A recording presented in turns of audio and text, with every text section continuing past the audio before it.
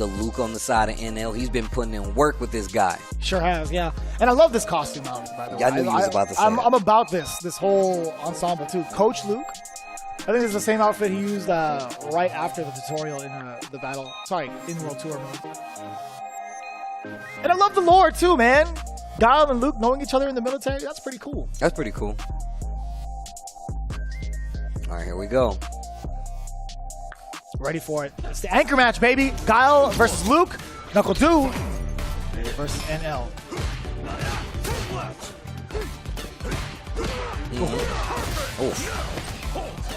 Dunked.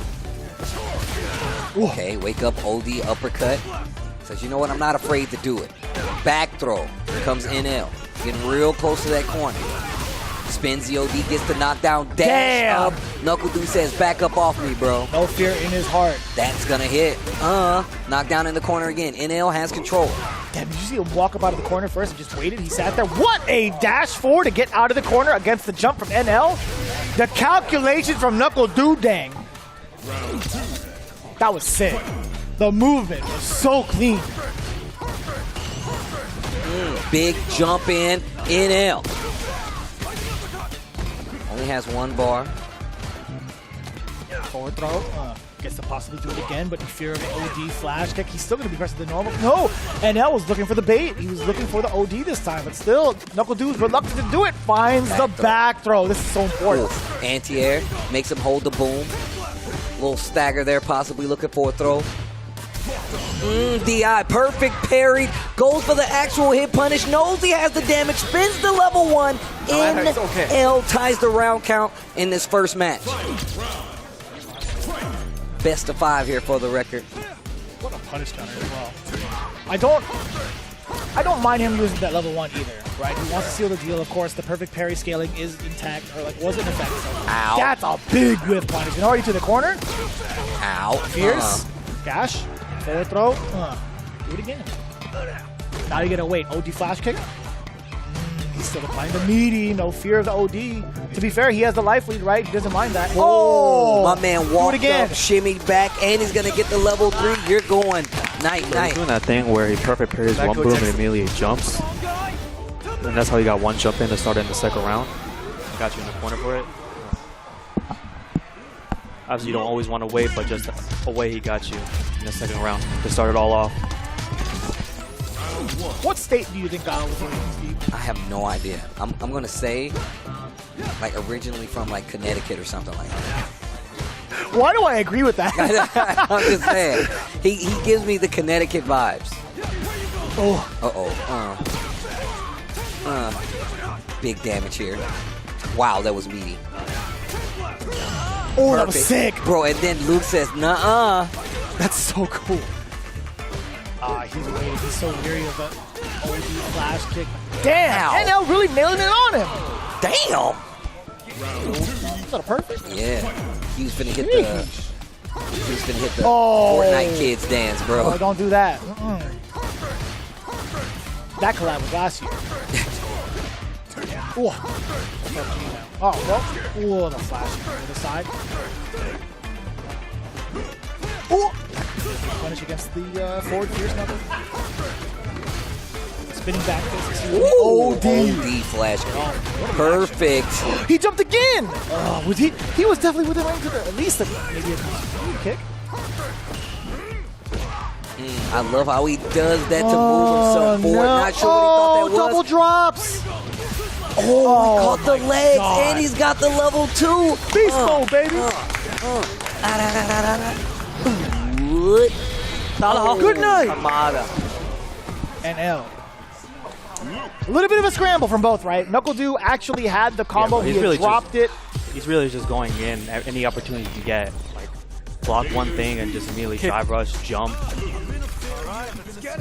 Buffering super when he has the meter for it. I don't want to throw you off your timing, but yeah, it does seem like you could just wait on a player like him. All right, switching the outfit. Knuckle Doo sticking to his guns. Just a clean shaven Guile now. He gave him the heads up. He's like, what up, though? I like that.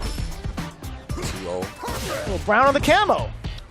Yes. NkleDu has 2 games, 3 games to win if he wants to make it official, 2 to bring it back into reasonable winning territory, and he's stuck in his corner right now. Oh, I thought that was about the combo. Oh, big punish counter. Just outside of the range, the perfect flash knuckle. Sonic Hurricane set up at least one. Sonic Blade, no, he's baiting. There it is, yeah. Sonic Cross as well. And enough to get the burnout. Can't jump in on me. You thought a projectile was coming?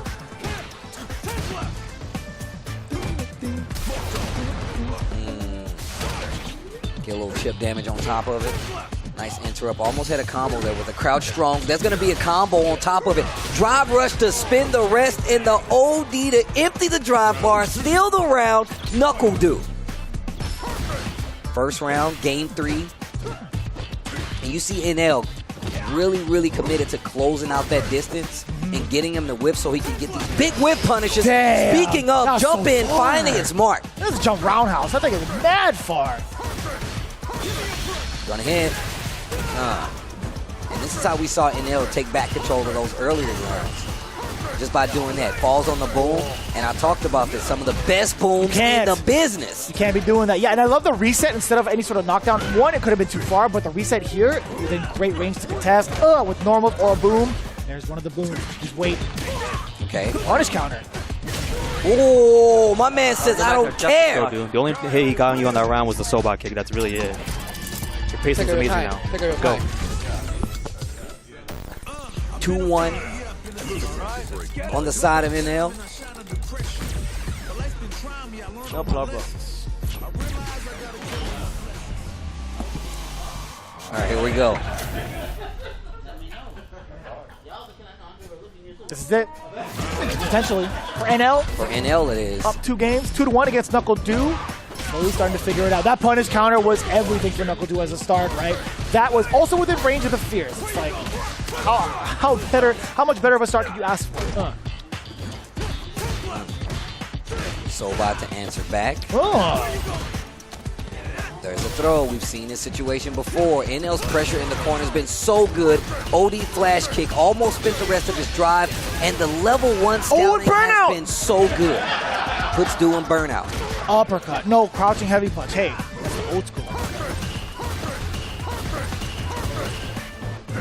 Air to air. The boom's working out. And that's going to be enough. No, it wasn't close enough. I like the fact that he's pushing away from the wall. Drive reversal. Spins half of it as soon as he gets it back, but he's still in the corner. OD to stop the jump in, and he's holding his ground.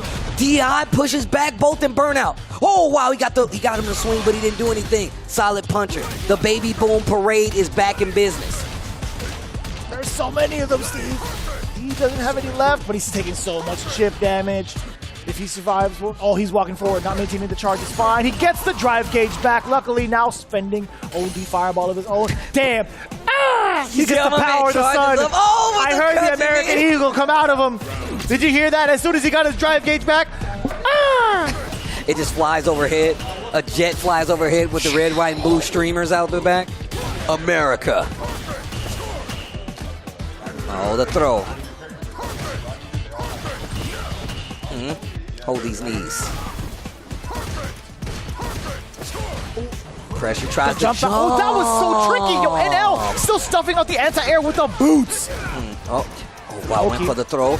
Crouching medium kick. Could have maybe had a flash kick, but the distance was a little questionable. Look how good these booms are defending for this guy NkleDu as he goes to the 2nd round of the goal. No, and I wasn't even paying attention to it. If you had seen his face, he already had his fist to his mouth. He was like, ooh, I dropped it. He wasn't ready for NkleDu to make that drop as well. So what happens now is you got one more player on each of these benches. One of them just so happens to be Oil King. Relax. Oh, man. Oh, man. Zhen waiting on the other side right now. That's what will be coming up. If NkleDu can get this game, sudden death, the one and done overtime. Don't tell me we're getting another 3-game comeback. Just like we saw with MenaRD in the previous matchup. NkleDu looking to make that happen in this seat. Forward throw from NL. The corner pressure, live and well. Do it again. Don't be afraid of the OD, right? Exactly that. That's why he's applying pressure with the meaties. NL, the back throw from NL. How do these guys do it? Wow. How do these guys find the time to get the back throw? Oh, he got it with so many. He could have actually followed up on the combo. Didn't believe. And now you see NL scouting. NuckleDu still fighting to get that life lead back. Crouching medium kick, not going to find his mark. Drive rush, crouch strong from Guy. Oh, that's going to hit. Close, too fast. Oh, yeah, man. You got to be careful. I like that. Actually switching it up from the last time where he did those slower booms in the first round. Goes to the OD. Actually clips it on the startup. Dash rush, Sobot. Burnout on the side of Luke and NL. So much damage from the chip alone, man. Also with the boom, yes sir, but he does have the drive gauge back. Not going to take that much chip damage. In fact, NL might be the one in position to get some of the chip damage against NuckleDu, but he's still fighting back. Solid puncher. Ah! For America, get off of me. I just thought you screamed. That scared the hell out of me. I want you to know that. I thought someone was attacking you right there. Whoa! Oh! Match point now for NL.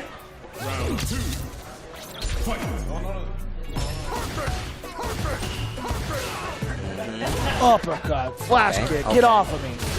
Oh no. Big damage here. Big damage here and push to the corner. Still plenty of drive. The boom business is booming. And look at this combo. The boom business It's truly booming, is bro. booming, actually. It That's really awesome. is booming. I like that. This is perfect. NuckleDu Final round. with 2 bars. Will we see the solid puncher come out early if he lands a hit? Or he's going to save it for level 3? Knowing dude, he'll save it for level 3. Inching forward, NL gets the throw. Tries to get back in there. Back tech gets him out of range. No. And speaking of out of range, NL holding back, gets the corner. Big damage right there. Uppercut ender goes for the meaty roundhouse. And still, my man NuckleDu's Oh, fighting. he walked up so far. Oh, this jump in is everything. You can still get the side switch if you wanted to, but if you're NL, you're going for the damage. That's going to be it. That's going to be more than enough damage. That's got to kill, right? He's dead. NL takes out NuckleDu. The last 3 bars that he had left, gets that big conversion. It all started with a big push from the corner from NL, and NL just holding it down there. You can see versus Vortex showing a lot of love to each other as they head back to the bench.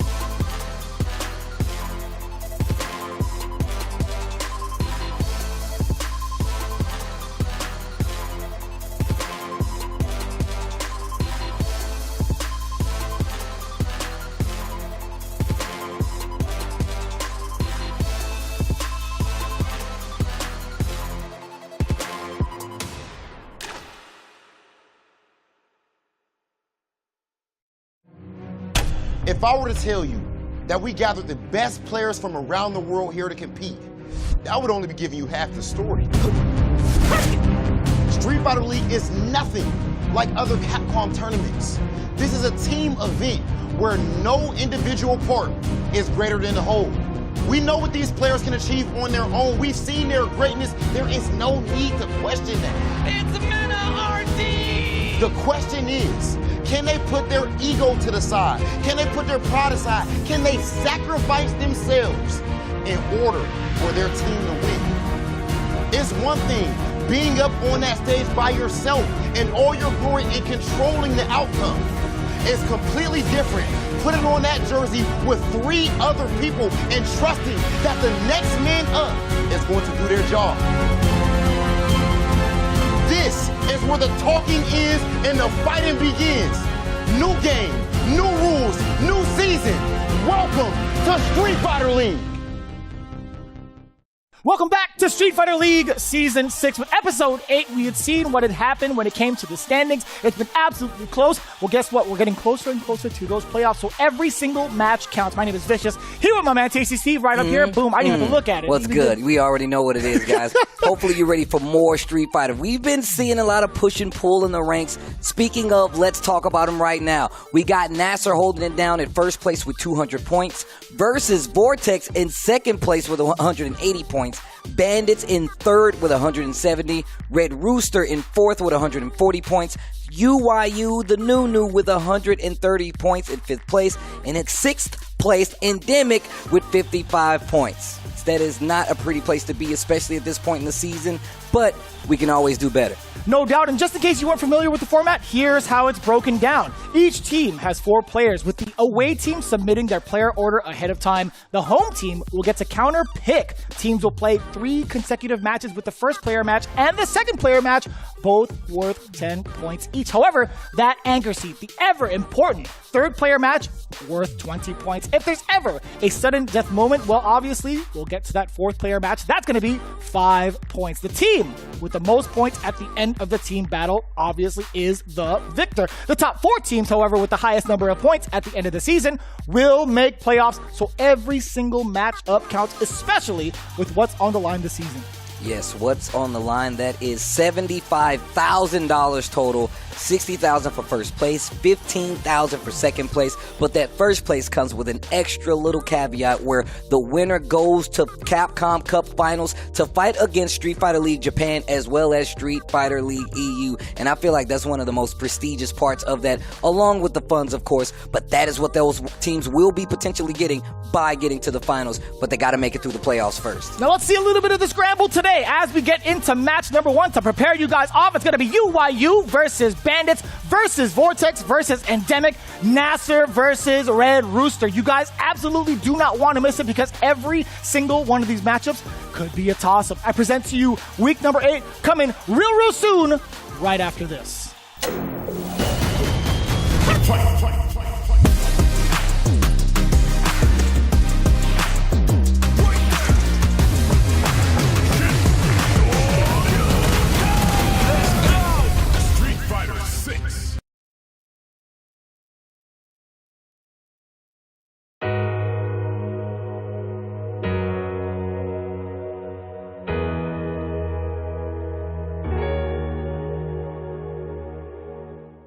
Objection!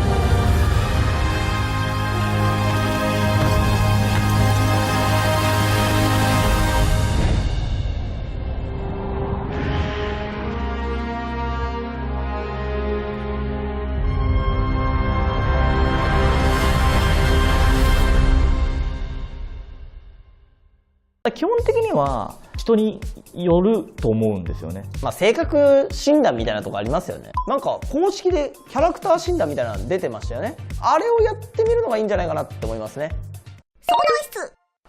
ワールドツアーやればいいんですよ。ワールドツアーやれば全キャラに出会えます。しかもそういう風に作られてるしね。一からやりましょうみたいな。で技も見れるし。知ってました？なんか大谷から聞いたんですけど、キャミーとかなんかじゃあ10分かメッセージの返信が返ってこなかったらキャミーに怒られるらしいです。キャミーもそういうキャラクターです。そういうところも知れるので、なんかまあワールドツアーはなんかお得だなって。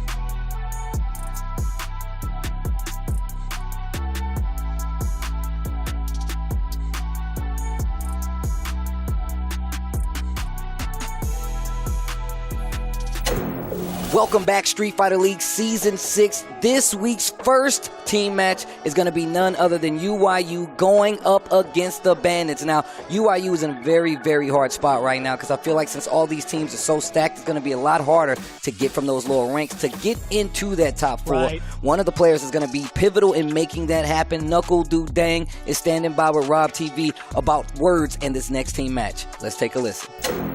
I'm here with Capcom Cup champion and now streamer extraordinaire, Team UYU's Knuckle Dude Dang. What's up with you, bro? I'm good, man. How you doing? I'm doing good, man. It's been dope watching you guys play this season so far. Right now, you are sitting at 5th place, only 10 points behind Red Rooster. Has the season gone as you've expected so far? Yeah, we're doing as best as we can. The losses come with it, so we just got to bounce back because it's much heavier losing here with other teammates relying on you compared to just going into a single man bracket.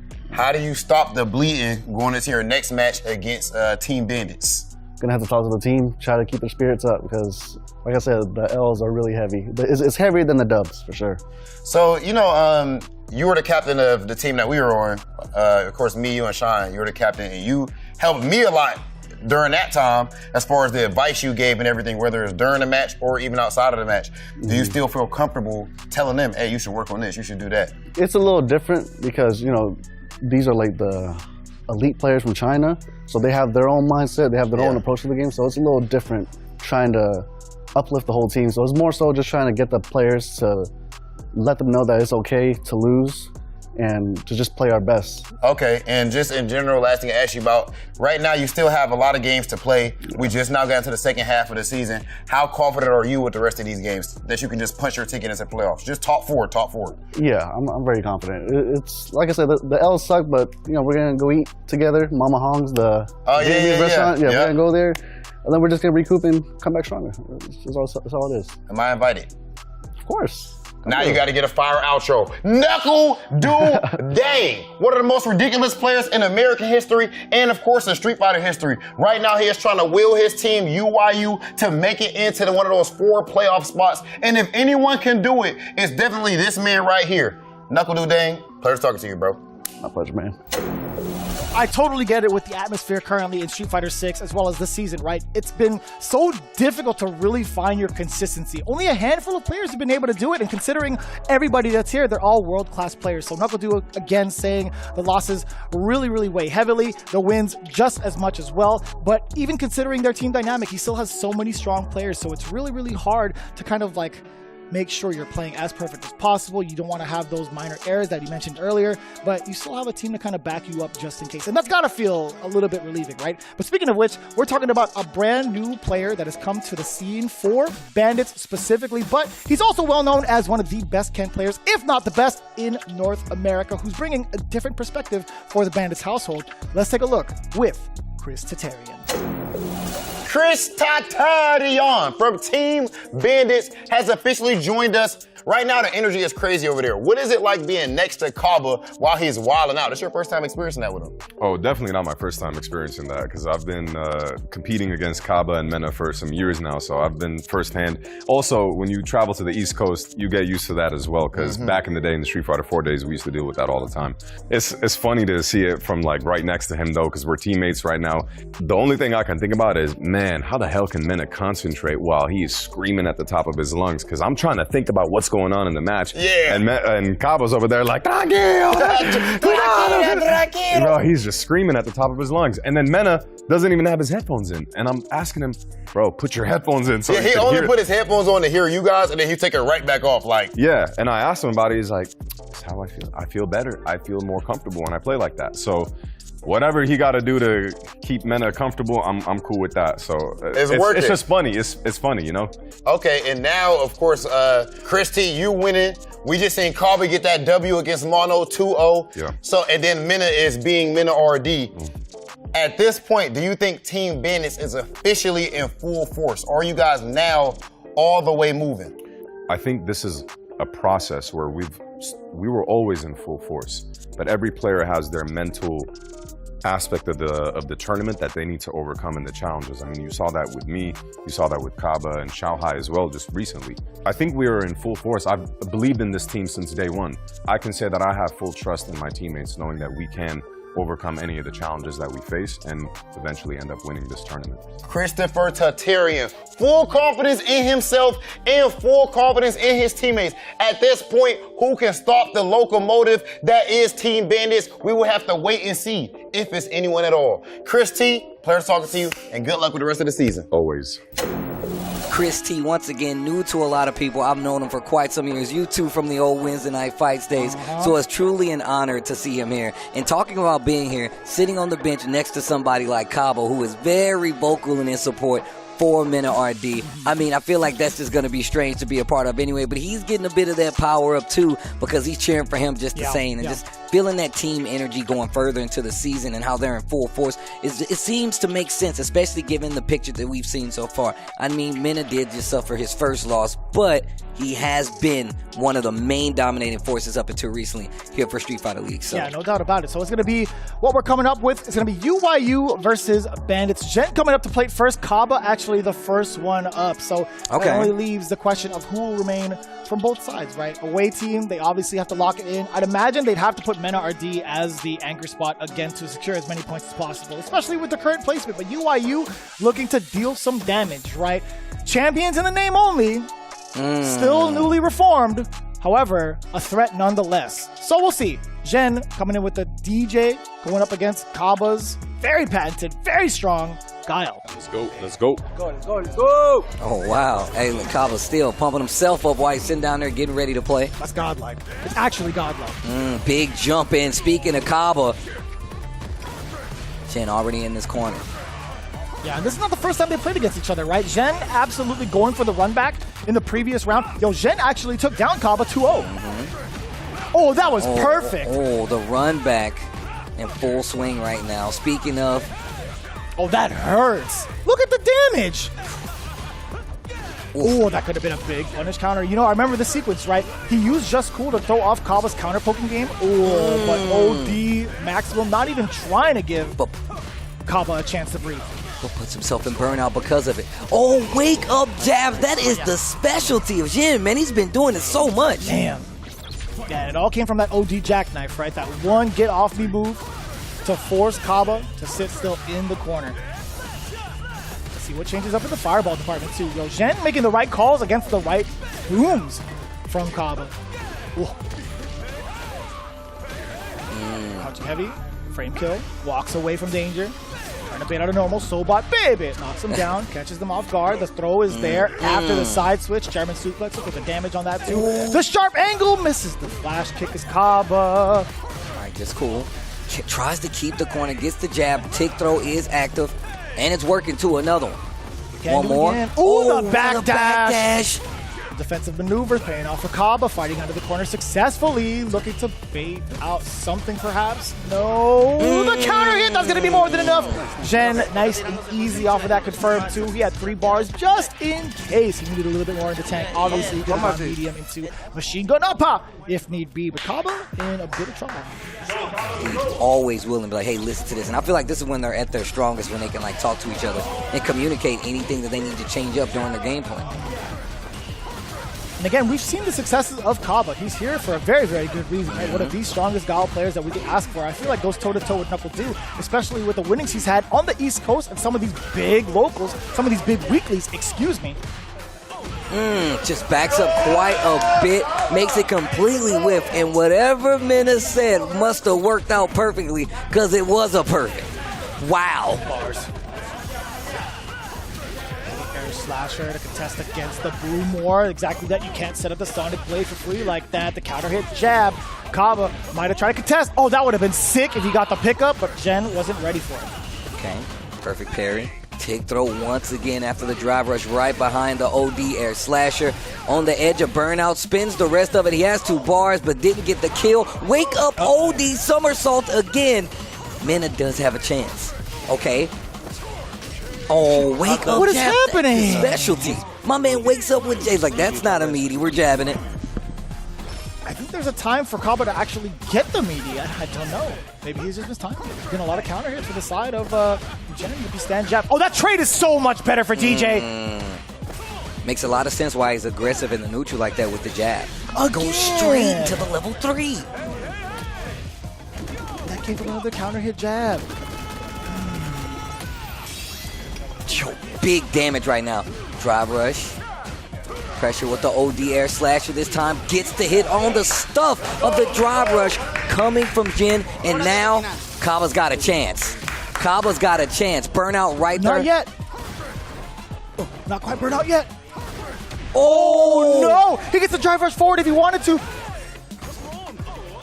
Uppercut. Oh, no. The perfect parry. He caught Caba with a defensive jump back in the corner. No shot. That's 2 games straight. The repeat from their first engagement. That's crazy. And now UYU getting points on the board against Bandits. Caba looking real strong in those first few rounds, even in some of the later rounds, but Zhen just able to close out pretty solid with the DJ. He really does challenge your wake-up timings. He's like, look, that don't look like it's a meaty, bro.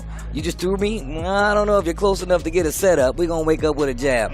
And the conversions have been so strong. So having a team format for the first time for some of these players, I mean, like Xiaohai, right? Like, first time here. Dual Kevin obviously has been here before, but quite a few players experiencing this for the first time. So wrapping your head around the team dynamic and going forward and having a proper lineup and how matchups work, and even just getting past some of the egos that might be attached to playing people and being better than some of these other players. Those are the things that you got to let go by the wayside. And some people, they have to get over them while they're here playing. So it's not the easiest thing to do, 1. And 2, you got to have support. You know what I'm saying? That's why I was really happy to hear when they was like, look, it's good to have my team at my back. Right. Because you have to have that kind of support to succeed here. Especially when some of these teams are already in the groove and they know each other and they're friends and whatnot. Do you think NuckleDu's going to step up to the plate after this? I wouldn't be surprised, actually. I actually wouldn't be surprised if NuckleDu is the next person to play. And I forget, like Zhen had all the practice in the world against that guy. But anyways, moving on to the second match. No more analysis. It's time to bust some ass. Let's go. It's going to be Luke versus JP, Dual Kevin versus Xiaohai. Xiaohai going with the JP pick. And we've seen the switch up, obviously, the Ken a couple of times, but now going back to the JP, definitely known to play multiple characters. 2 of the strongest on top of that in the current meta, so... He also has a jury on top of that. That's the character we expected. Oh, stolen from the banana can. I love that command grab. Just sneaking it in there. Perfect. Gets the parry on the DI.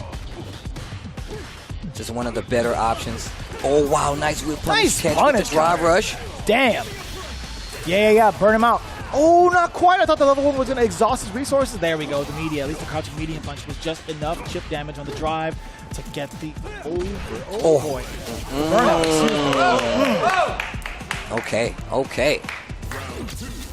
Xiaohai, the JP working out for this first round. Second game, so it is best of 3. That was a good reaction against the driver from Dual Kevin.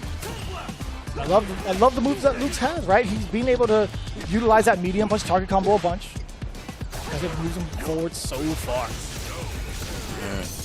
Trying to catch him flinching with the OD. Nice. Catches JP's jump, pushes back to the corner. Punish counter. Yo, he makes every punish counter hurt, yo. He knows the frames. You can see him. Man, the accuracy on these sweeps from Xiaohai. The consistency of these uppercuts from Dual Kevin. Trying to close out the drive impact in the corner as well. 1 round apiece. With punish. Punish counter on top of that. So he could have got a combo had he been close enough. Man. He knew it. Scouting the jump. So successful with him, too. Oh, that driver is going to hit. get punished. Yes, sir. The level 1. Not going to set up the departure. Instead of going for it, he goes for the drive rush instead. Gets the full throw into the ghost. But Dual Kevin is giving a little bit of answer, right? He was trying to move past the ghost with the drive rush. We get the intention. Yeah, but he was full screen, right? But if he had done something like Spike, he might have been okay. Actually, if he had set up departure, the drive rush would have been okay. Wow, trying to fight out of this corner. Burned himself out. But Xiaohai in control, goes into the level 2. Checking the defense on Dual Kevin. This guy is always ready for the mix up until this point. I was going to commend Dual Kevin on his defense in other games, right? But just couldn't stop himself against the level 2. Fireballs are ringing out, really making it hurt. He's still in here, though, and he's about to get level 3. He's got plenty of drive. Great parries on top of that. So if you get a hit, you're obviously going to cash out, but the jump. Xiaohai, you can hear Scouted. me. Okay, don't test his reaction. Dual Kevin, he has very good reaction. So good patience. Good patience. He's definitely waiting more. He's waiting a lot more. Yeah, he's still jumping a decent amount though. Which I'm able to anti-air. But it's like the low forward and the buttons mostly. Well, it's the drive rushes. The last round Yeah, was that's a lot true, of drive rushes. That's true. Alright. Alright. Like, I meant like if he has super, you know.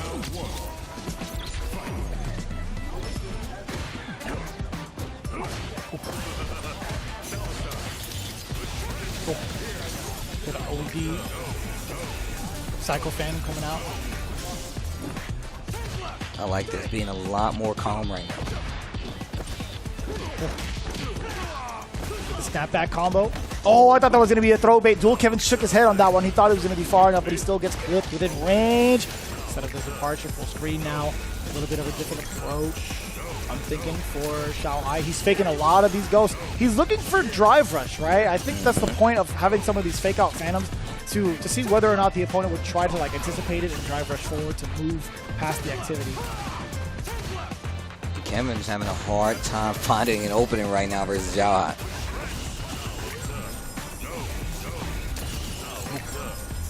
Right above him too. He's stuck here. Dual Kevin, again, wanting to play the patience game, slowly putting himself in the corner at 40 seconds left with a big life deficit. This might be a little bit tougher as we wind down the clock. Xiaohai is willing to play this game. Level 1 on deck 2 from Dual Kevin. There's the drive rush forward. The defense is there still from Xiaohai. Not impatient, not going to overextend. He's totally fine living out his life with the advantage. Knows he has the life lead, the conversion, and once again just sitting on the life lead. He's chilling. That's all he needs, right? One big whiff punish for Xiaohai. I mean, right now, there's nothing that can happen. He can take the throw over and over again if he wanted to. Good block on the overhead. That's fine. 3, it's going to be more than enough damage. Or sorry, more than enough life to withstand any damage.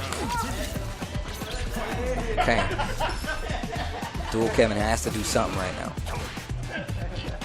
Because right now, nice back throw.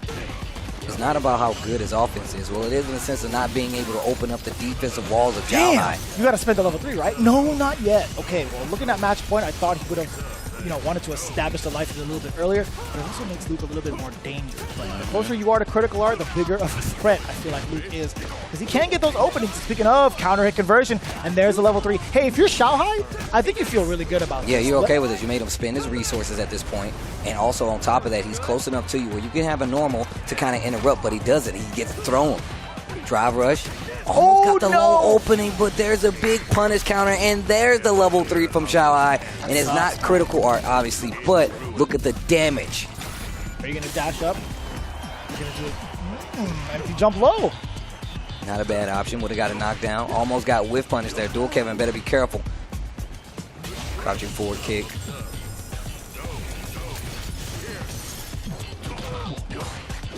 Crouching forward. Yeah, Xiaohai is looking to play the timer again. I mean, he doesn't have as much a chance of surviving this time Not around. anymore. Especially after that bait off of the drive rush. He went drive rush into the throw from pretty far away. Dual Kevin, smart enough to press the normal, by the way, and not tech and not be fooled. I've seen a lot of players get got by that. Better be careful.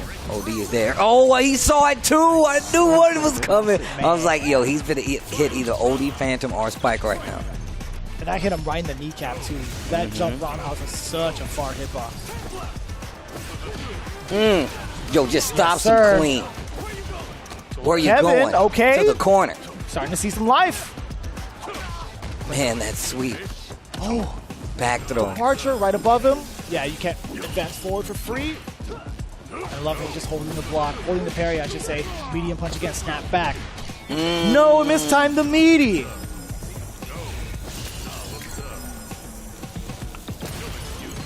Good block on the overhead from the drive rush from Xiaohai. No, oh, you know what that was. You know exactly what that was. He's holding the wrong angle, trying to get an anti-air. That's just what happens on the side switch. He gets a sweep instead, erroneously. It's happened to a lot of JP players. Tries to drive rush, uses the OD Sandblast. Dual Kevin fights his way back into this game. Listen, the first Kevin wasn't working out. The second one, a lot better with the approach now. We have to see a fusion of the two. We have to summon the real Dual Kevin. You got this. You got this. You're amazing versus Luke. You know this matchup, Xiaohai. You got it.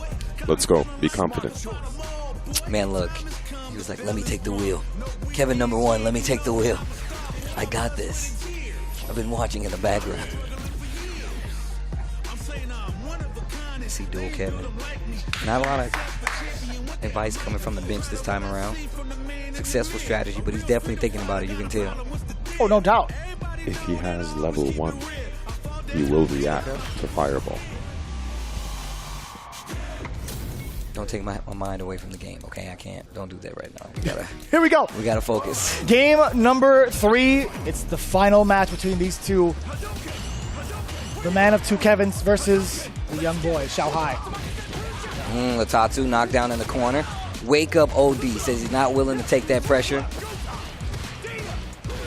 Counter hit. Yeah, being able to get no trade at all. That was a frame trap.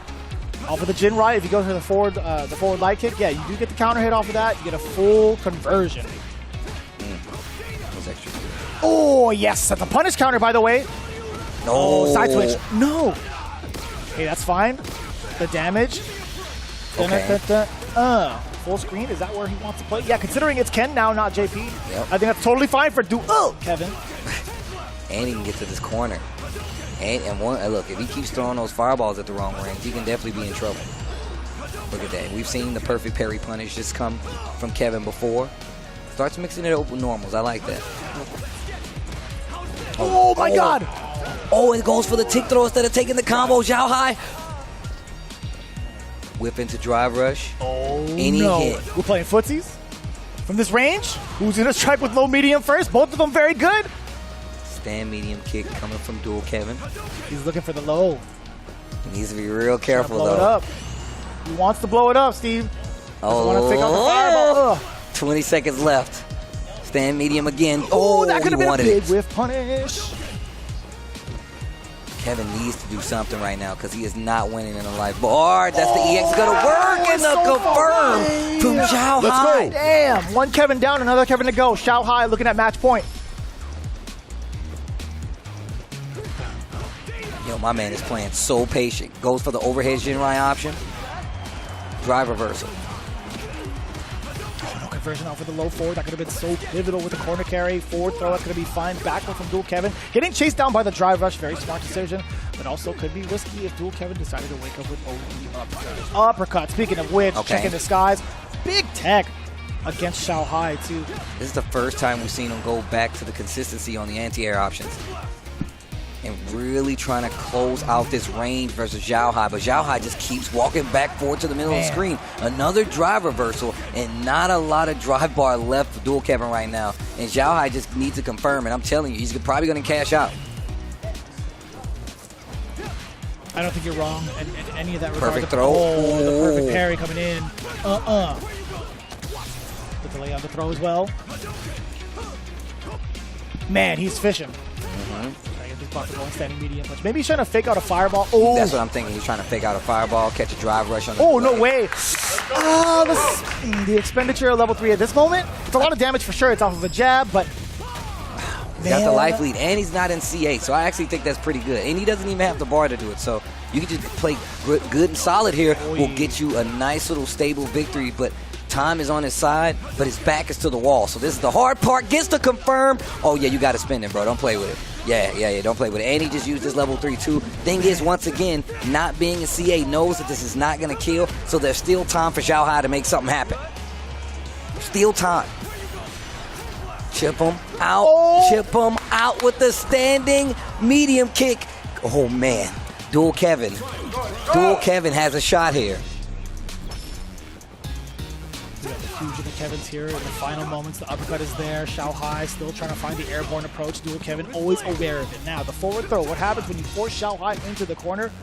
How is he going to try to escape? Dual Kevin giving him a little bit of space to prepare for the anti-air and also for the Dragon Lash. An excellent medium kick to stuff it out. He wants to keep him in here. Forward throw yet again. Will it be a normal? It's a throw instead. No, he didn't get to make him pay the fees of the uppercut. OD instead. He was saving it in his bank account. The throws are whiffing, and the punish counter still there from Xiaohai. Oh wow. No. Xiaohai.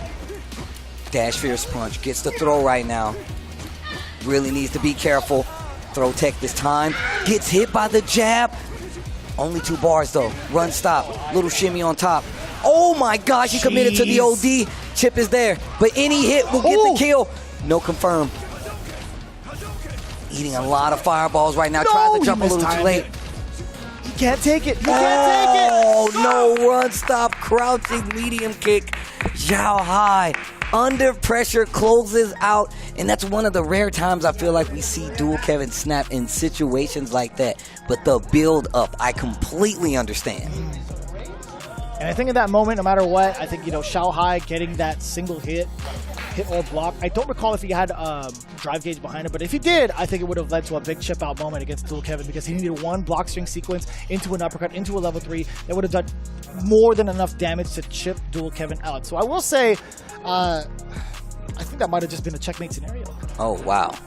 Okay, Vxbao coming up versus MenaRD to send it home, or should I say bring it home for the Bandits team. Yo, how many JPs has MenaRD faced off against in the anchor spot? I'm not sure. I'm sure there's a stat for it, but as of right now, it eludes me. Interesting. So he's had, so far, from looking at it, a fair balance between Ken and JPs that he's faced off against. One of the JPs he faced off against was, I think, like Banana Ken, I think 2 times over. So that's very interesting to note. But yeah, majority of the time NRD is faced off against only Kens and JPs. But guess what? He has to face off against another one. The last JP he faced off against, obviously, last week, Banana Ken took it down, but with Blanca. By the way, he lost the first 2 games and had to switch out.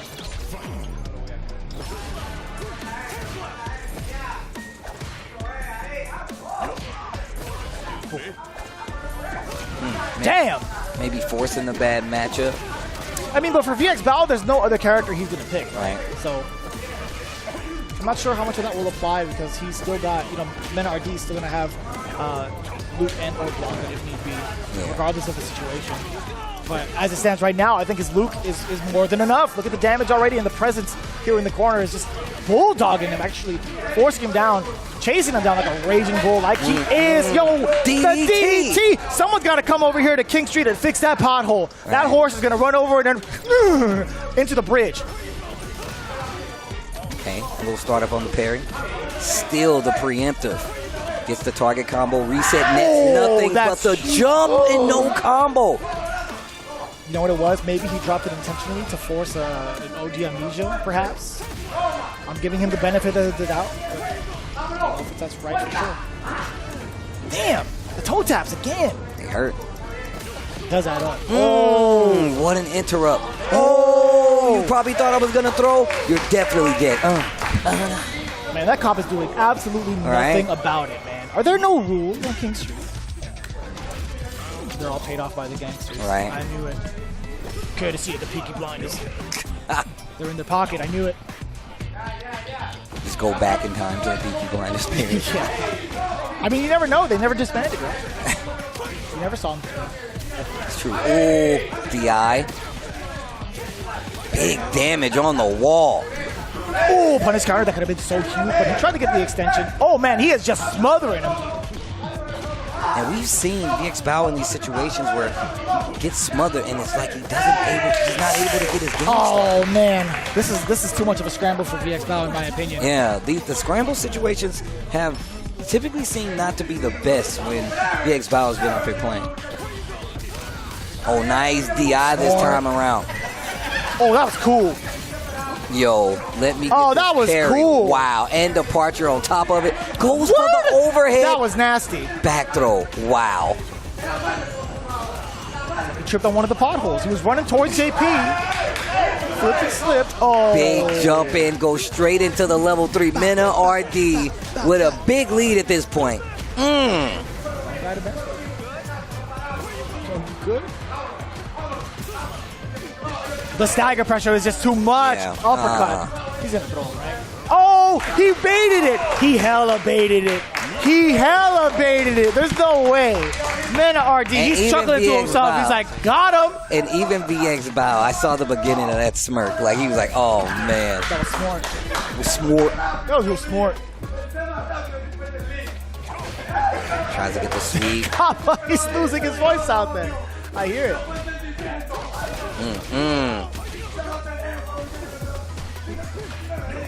Okay, fighting out of the corner.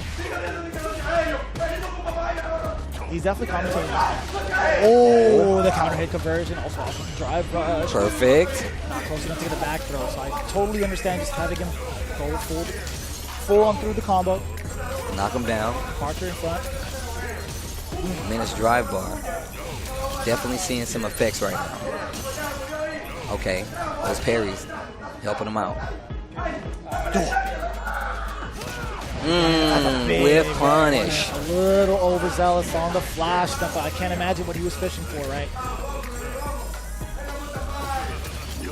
Yeah, that's a great way to start going in. The drive rush backed by the departure. Despite just letting him do the work, now forcing Luke to this corner. The jump in is there, and that's going to be so tough for Vxbao. All of that hard work only to get jumped around and thrown in on. That's going to be one more. Oh, okay. I thought he had to punish. Oh, wow, my man just walked up and threw him again.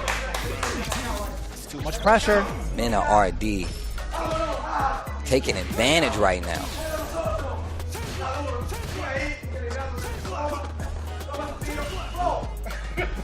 And you can see him trying to start this fireball game. Tail end distance. Gets caught by the standing roundhouse. Reset with departure on top. What? Wow. Wait a minute. Departure again. OD. Okay. Wake up OD. Tries to go for a back throw, I'm assuming there. Walk the up, sweep. Backdash. No button. Oh, no again? anti-air. No. Big jump in from Luke. Uh-oh. MenaRD starting to run away with it. He's not going to do it. Oh, he's going to stagger him. If he lands this hit, a single hit against Vxbao, it's over. Even more so. He's going to throw him again, right? He has to throw him again. Vxbao got the same thing. Wow. Actually a god. He really got that dog in him. MenaRD. Somebody check MenaRD for the dog, because I'm pretty sure it's in him. Somebody pull out the stethoscope. Put it towards his chest. He got it. See, I told you. I told you. Mena. Yo. Road dog. RD. Telling you, man.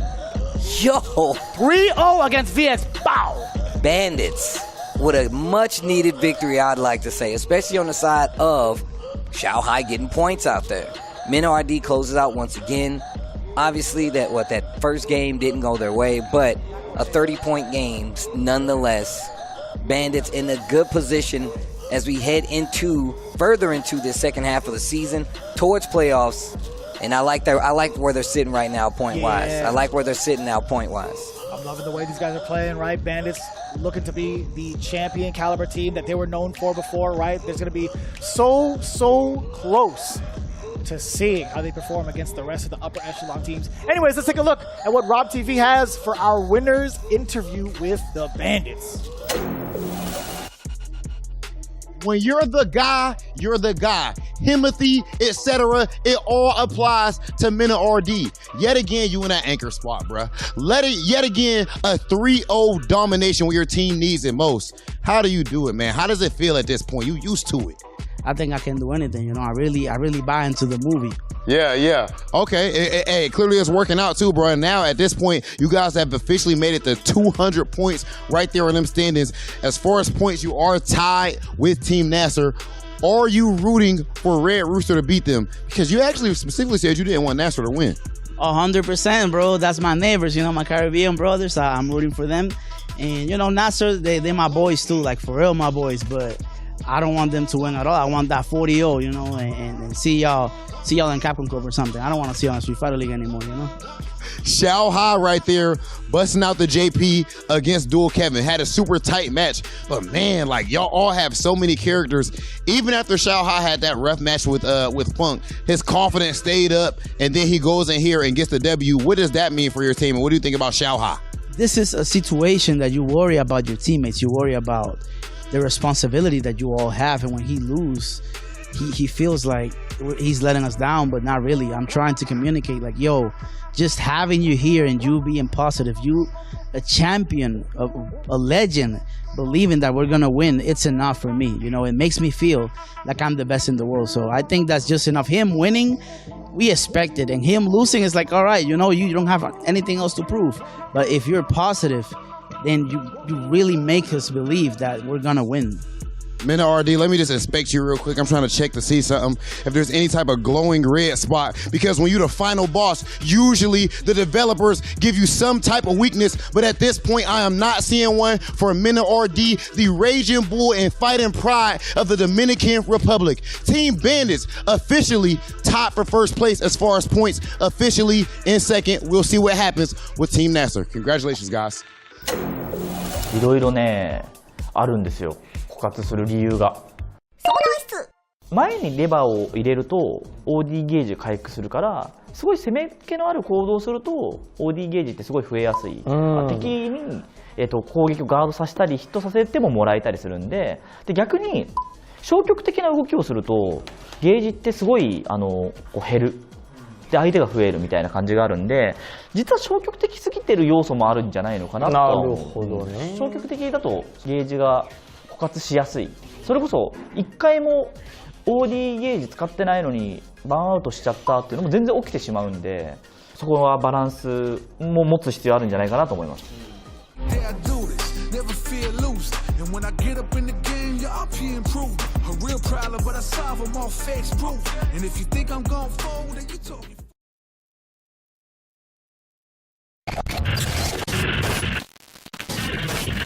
Showtime, baby! Right now.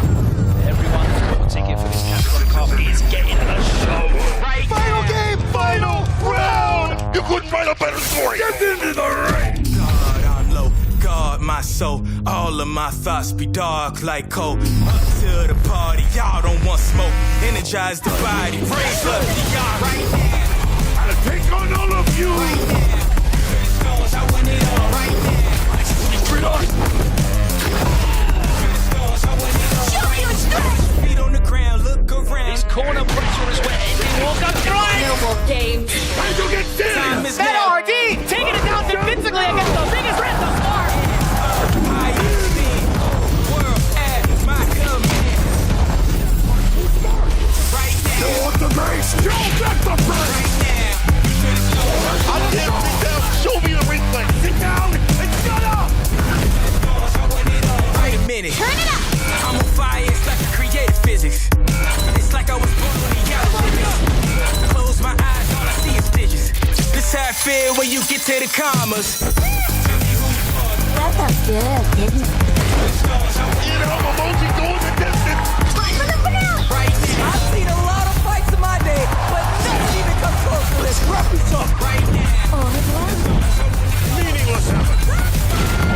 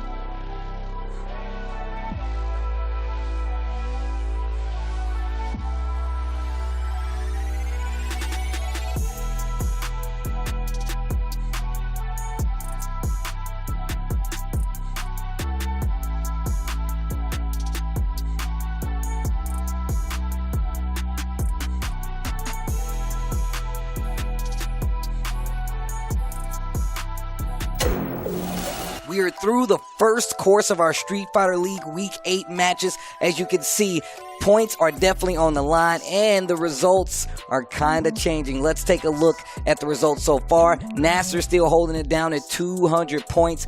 Bandits now with 200 points because of his last victory versus Vortex at 180 and UYU at 140. Now, keeping in mind, Red Rooster is still playing today, but they might slip down, or excuse me, UYU may slip down because of the results that may come from these next team matches. But that's something you got to think about. Of course, UYU at 140, Red Rooster at 5th place, Endemic at 55 points, and that is not a good spot to be in, especially this late in the season.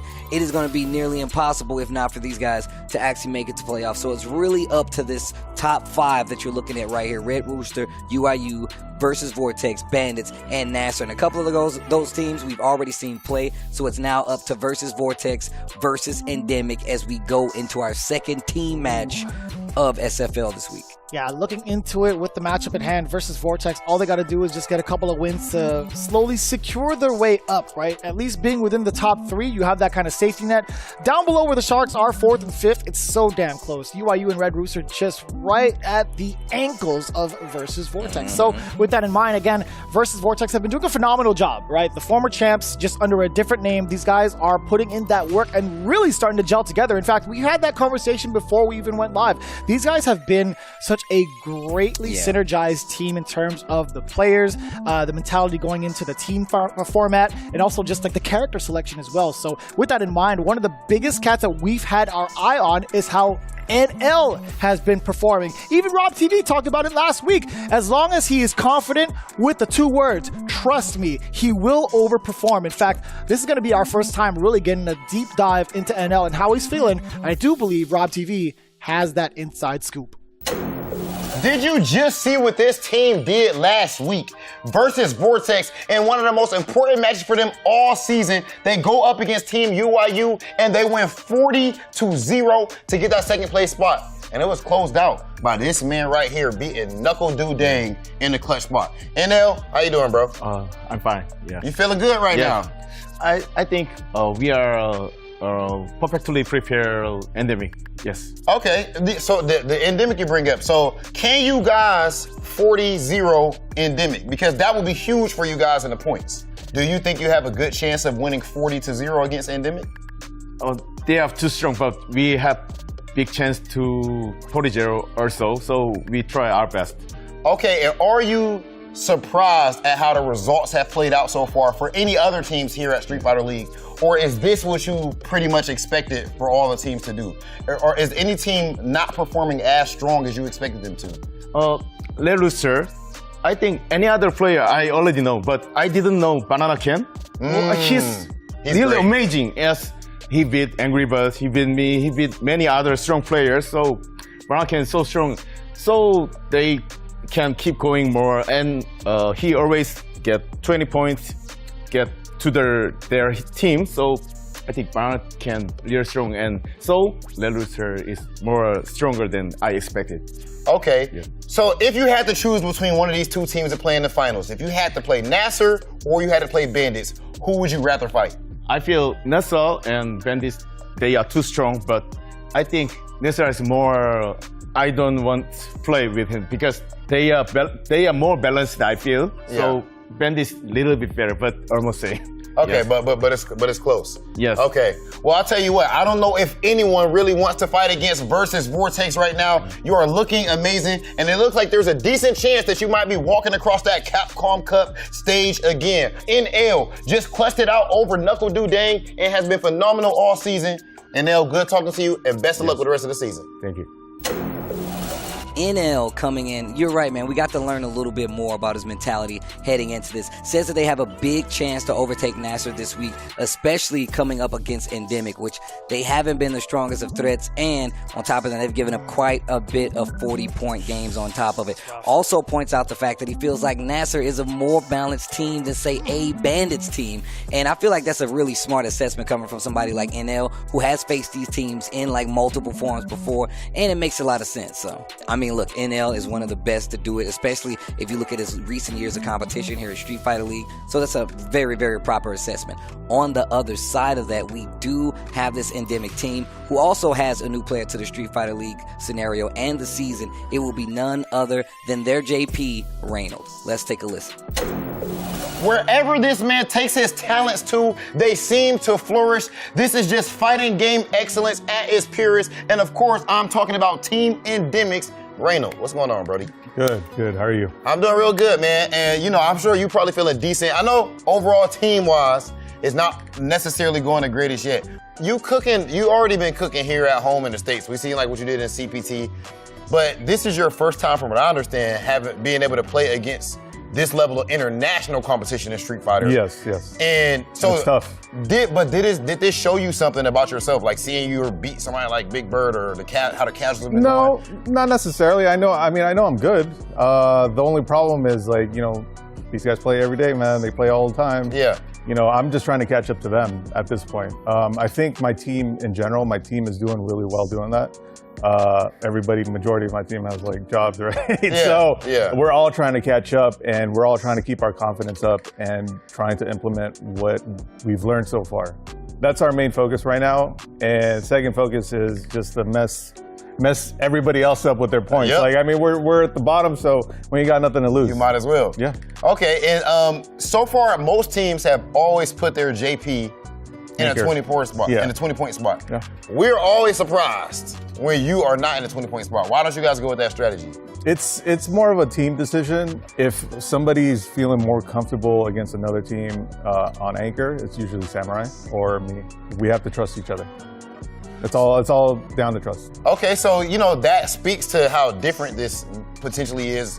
The singles competition versus tournament versus single. 100%. You're not gonna get like this like the mental aspect of a regular tournament versus a team tournament, and the decisions you have to make as a team. It weighs heavy, man. It weighs heavy. And for this next match, you guys are going up against versus Vortex.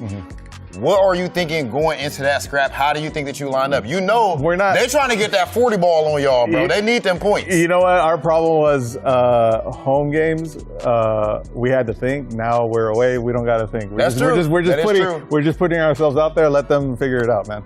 And one thing that is not hard to figure out is that Reynold is fighting game royalty. You see the man's skills transfer, and now that he is not just focused on the whole team captain thing, he is cooking up in game as well, as to be expected.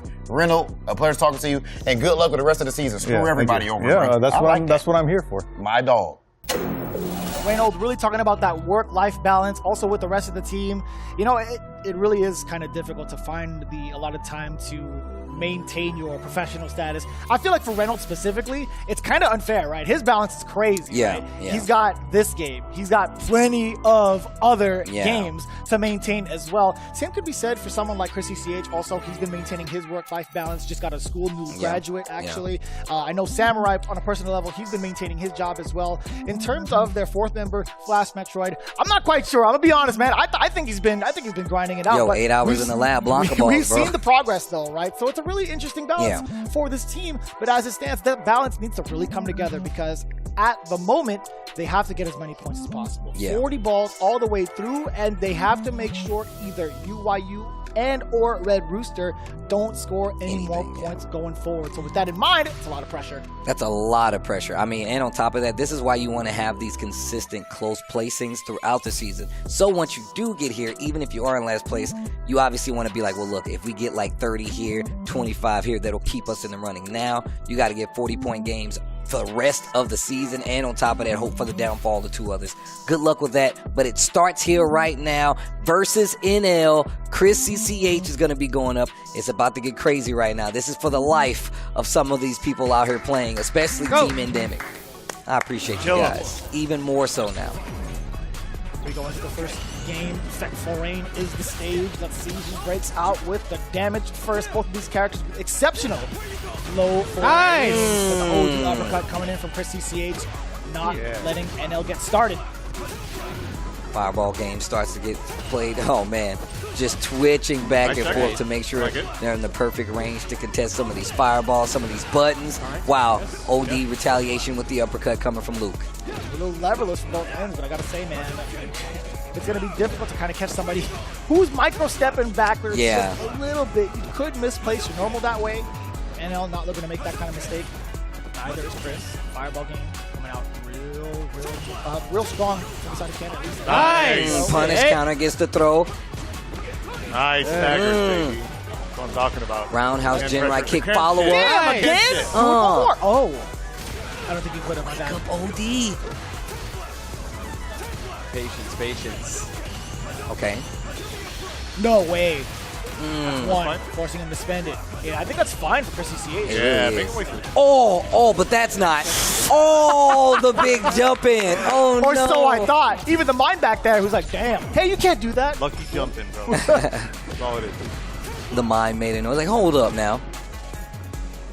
That was the kid. He did it again. No low forwards. Yeah, you can see the counter poke already from NL, anticipating the low forward, right? Dash rush in again, gets another throw because of it. Chris CCH hesitating. Tries to get something started, runs into a medium kick. Another throw in the corner. NL, another throw in the corner. Chris in a bad situation with another throw in the corner. Yo, let me get one more, please. Oh my God. Just in case, one more time. All right. The low forward. Oh, he can't do it. That's just, you know, that's just a natural reaction. You see a drive impact from that range, or just in general, it's like, you know what, I have time to react to this. Yeah. You're winning here, but listen, I need you to play like this is it. Okay? Start with this first round, start with the first 10 seconds, the first 99 seconds, and just play it out. But don't back down. As you win more, you become more reserved. The closer you are to finishing the round, you can't just try to finish it with a fireball. He's not going to give it to you. You forget how much life you have above that. All jokes aside, though, that was really well played from NL. Sticking to his guns, throw after throw after throw. That's really difficult to even try to contest at times. You have to make the guess. What if he needed you, right? Yep. Nice. OD. Retaliation with the uppercut. Gets the knockdown. Gets a little corner position, but nothing big on the whiff. Using those parries to kind of mitigate the fireball. God damn. It's confirmed. Fierce. Okay. Nice.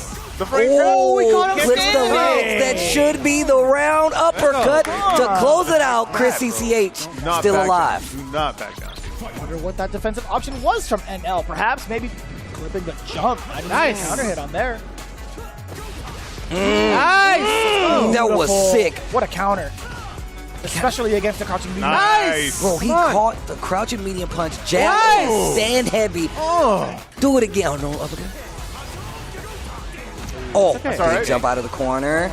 Pay attention. There you go, baby. Nice wake up. Reynold and the rest of the What team else you giving him got? words of encouragement. Chris CCH in burnout. All day, baby. Still All in day. a better All day, situation baby. overall. All day. Yeah, guard Hear it on the those. bench all day. All day. Yeah! Giving him the words of encouragement. Chris CCH. He got the barred power up. Yo, like an NFL coach, bro. That's it. Yo, Reynolds back there like an NFL coach. Look at him. He's on the sidelines, bro. Barking orders. Gets the throw. Chris looking good right now. Tries to go for another tick throw. NL wakes up. Okay. Oh, no. That is not what you wanted. Side switcher for NL. Big damage on the cash out. Oof, meaties. Oh, that is the meatiest of these. You get a crouching heavy punch off of that. Ow, that was ow, sick. Ow. Oh, no. Oh, he's sick. No shot. No shot. NL fully predicting what Chris CCH wanted to do. I'm telling you, man, the corner presence between both these players, it's so scary, man. It really is. Tick throw. Gets the hit and the throw. Oh, he Back did. dash, he did. Wow. Nice. Back throw. Look at it. Oh, no. Hey, that's fine. Nice. Okay. Hey. Big pickup here. Hey. Uppercut. Yes. Run him down. Oh my God. How was the hat still there? Right? He's scared, I thought it would have spun around or something. Oof. Oh. What a counter poke. Crouching media punch, securing the level 3. Not the worst because he's not in CA, but that is going to be a lot of damage, and you can't even drive rush if you get the hit. Back throw. Dangerous situation. Guess for your life. Oh! Oh, that's gonna do it. Chris CCH had an opportunity right there quite a few times, but that's gonna be 10 much-needed points that Chris CCH gives to versus Vortex. So the potential amount of points now that Endemic can get is only 110 points on top of what they already have, right? So 165 is the potential here for Endemic. Again, they're still in it, if I'm not mistaken, which I am. Because I genuinely thought they only needed like 165, but mathematically impossible? All right, we got to confirm.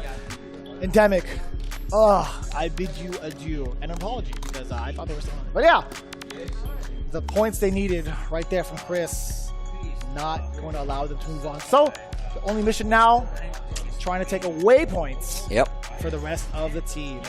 Does that make them even more dangerous? I know they're not in contention for playoffs, but these guys get to play as wildly as they want. But maybe not Samurai, but maybe Reynold, maybe Flash Metroid, perhaps. Getting set up here, Samurai, Zhen, coming up versus Vortex. Old champions, new clothes. Old champions, new clothes. Samurai representing Endemic once again in an unattainable spot for the playoffs. All right, here we go. Pulling it in. Let's go. You know this, man. My man DJ going off. All right, he here goes we off, go. but he does the 1, Yeah. 2, and it's so good. Even before the fight happens. A little, he's still jamming, bro. It's so good. Easily one of the coolest redesigns, hands down. Right. Oh. Gotcha! That's fine. Yeah, get rid of the drive Look bar. at how much damage it did to the drive gauge. It's insane. Baby. Oh. Knockdown. Wait a minute. Samurai gets the punish counter throw. Tries to go for another one. This time, wake up. Still gets the drive rush and the full combo extension. Fish with a low medium punch afterwards. No whiff punish against the Fierce. Zhen doesn't make him pay for it, actually. He did get the punish counter, but still too far to continue the combo, looking for a throwback. Nice. Samurai not giving it to him. Instead, giving him a fistful of the uppercut. Punish counter, drive rush in. We're going to get the level 2. That's all right. That's good. Side switch, perhaps? No, it wouldn't really matter, right? He's going to go for the defense, or the damage anyway. And put him in burnout with the air slasher. He needs to be real careful right now. Trying to do a fireball fight with this guy now. Yeah, you can't level 1 from this far either. The first half of it's too short. Yeah. Burnout plus 2, and even after that, actually more than that. I think he could lock him down and continue to harass. Check. A lot of chip damage. It's the throw. Wow. Really delayed crouch strong there. Punish counter, not a lot of damage, but the momentum going to DJ. Interruption! That was slick. Fully calling out the fake air shot. Excuse me. Air slasher. Yo, you good? No. Oh, wow. That jump looked like it could be something dangerous. Yeah. Wow. The whiff, walks into the crouch and medium kick. Big damage right there off of that conversion. Neutral jump. No anti-air. Wow. Bad situation. Dash rush jab. Resetting the throw. Here comes Zhen. Yeah, I totally commend him for not wanting to spend that drive rush. Double barrel, baby! Double barrel, baby! Oh my Yo. The OD Sand Blaster to close out Samurai. 2 of them. Nice punish. Goes for the soul bot. He does get checked. Really well played from Samurai. Going full well about that range. So close. So close. That's right. Finds the hit, goes straight into level 3. That's fine. Zhen. Yeah, definitely not going to burn out. All the resources are gone. But right there on the verge. There it is. Gets the hit. Oh, we can do it again. Conversion with the drive rush. Zhen, the scientist. You're fine. I love that target combo juggle. I absolutely love seeing that happen. Yo, he had so much more bar. Like, he had, what, 3 bars left? He could have done it 3 more times. Could have got 3 more reps. It's crazy. This damage output is nuts. Once again, another close call, I feel like, for Samurai. Playing so well. All it takes is one mistake, though.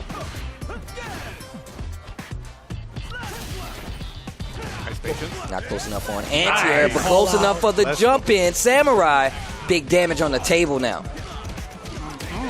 The lights.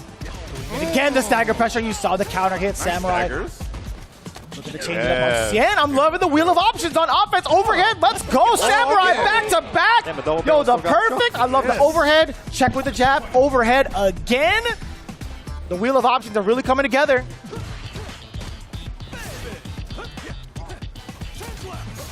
Nice. I love how he's using the spacing on the fireballs to fake him out and get the jump in. Samurai, again, big damage, great positioning.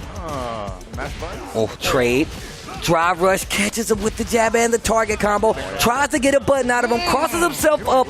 Samurai gets the knockdown. Didn't get the whip punish, though. Again. It's fierce. The fake out against the fireball. Drive rush forward for the big punish into the fierce. Look at the barrage. Making a read. Just make the read, bro.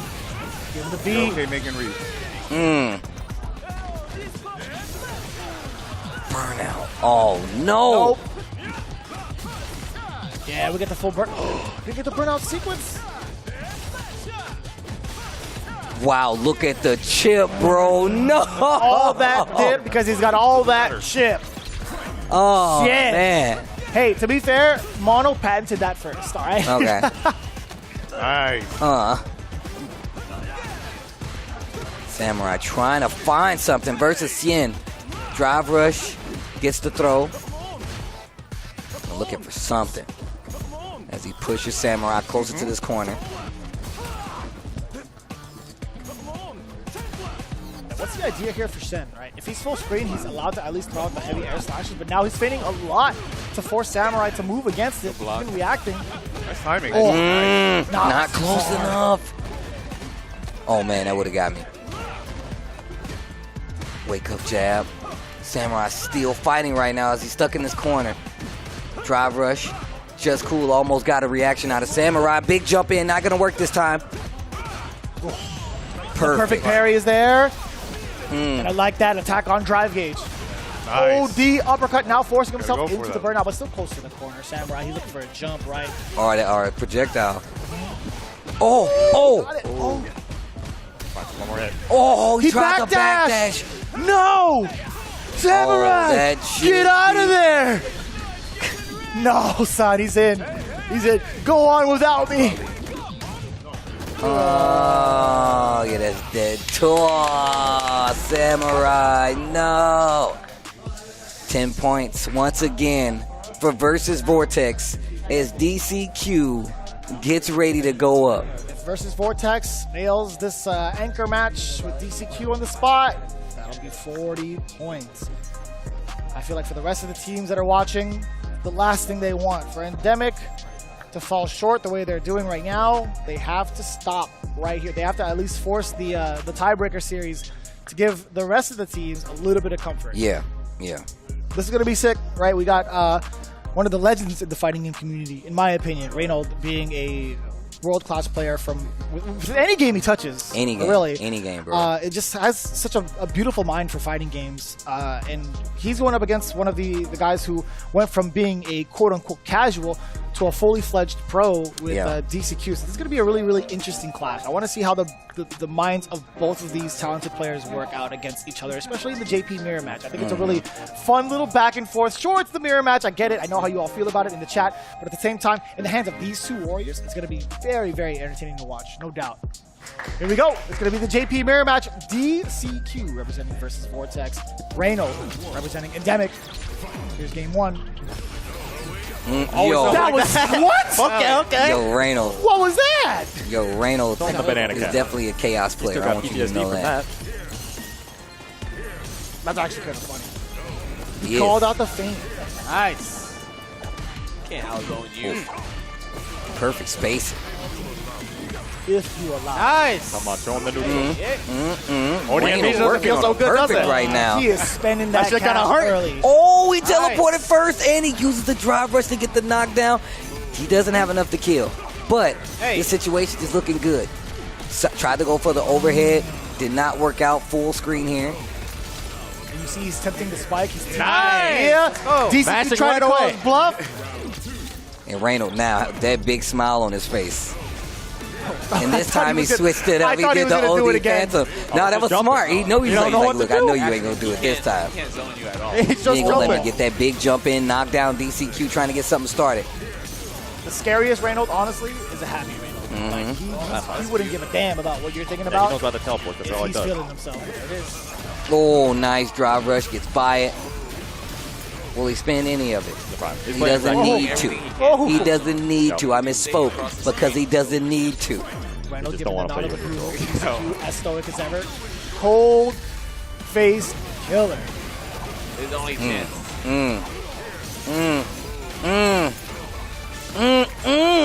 And the departure on top of it. Thought he was going to get a spike there, but no. Oh, the jump back. Down. What a call out against the roundhouse. He tried to get a side switch. I totally understand that. Intentionally dropping the combo. Where's the side switch? Or so we thought. The air grab. DCQ was ready. My man said predictable. Oh. You're dead. Yeah, you're dead. Hella dead. Okay. Yo, I thought he was still going to have to use one. Still didn't even have to. It's playing a little too fast for him. Man, this is ridiculous. This is just cool to see. Okay. Okay, let's start like that. Let's go. 3 different ways for Reynold. So many different approaches, potentially. You got the spikes coming in, departure right in front, or was in front, excuse me. Just walked on out of there. Okay. As if it was his own mirror. Gets the knockdown, air throw. Yeah, you can do it too. You can do it too. This dude thought he was real sick. Hey. Okay. Amnesia. Damn. Damage. Fire right back?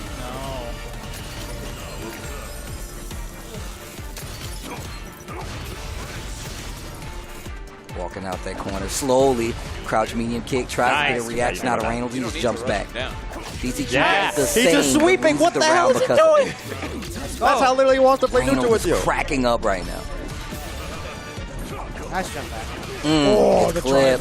Oh, no, he dropped the combo. Nice. Man, Reynold picks it up. Forward throw. Reynold looking good right now. Okay, confirmed. Counter hit, crouching medium kick. Walking him back into, oh wow. Really good defense. Dry rushes are coming a lot more from DCQ. Reynold looking to counter poke against it. The punch counter is there for the low forward, but still too far away. The sweep doesn't get fully punished. There was a punish counter on the board for DCQ, but again, the roundhouse draw. What he's going for after that, actually. Nice. Man, Reynold is playing pretty fast right now, and I feel like it's putting DCQ on alert. He does have a level 3 though. Oh, confirm. Yep, there it is. As soon as I said it, not dead, not in CA, but man, is this gonna hurt. In ruin. You can set up the sandwich too if you wanted to. Double departure. Oh, that was so slick. Anticipating the other one from behind too. Drive rush from that close. Same He was desperation. already ready for it. DCQ looking for another game on the board. Walking up to him. The Regal poise. No care in the world. I'm royalty, baby.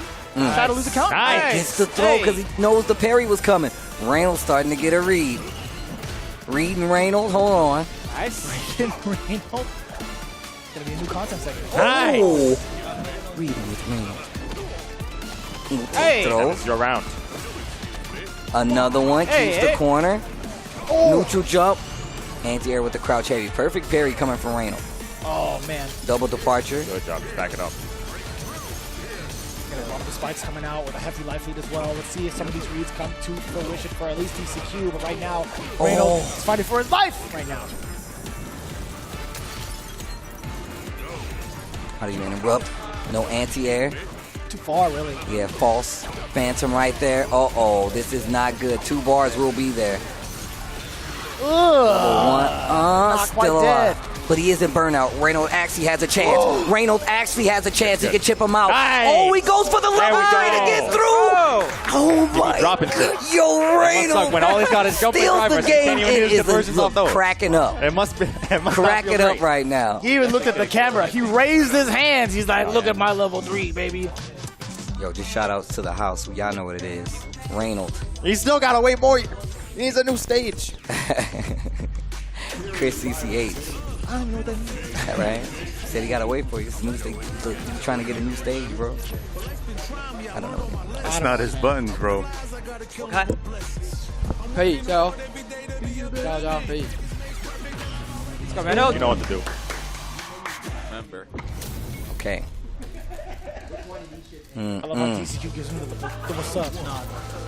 Just taps on up just once. Nice dry rush footsies. We love to see it. Okay. Knockdown this time, sets up the departure. Nice. Fake out, gets the hit Reynold. Gets the Departure. throw again. Right when the other departure from the opponent is about to set off, he goes for the SFL Pro this angle while the other one is still active.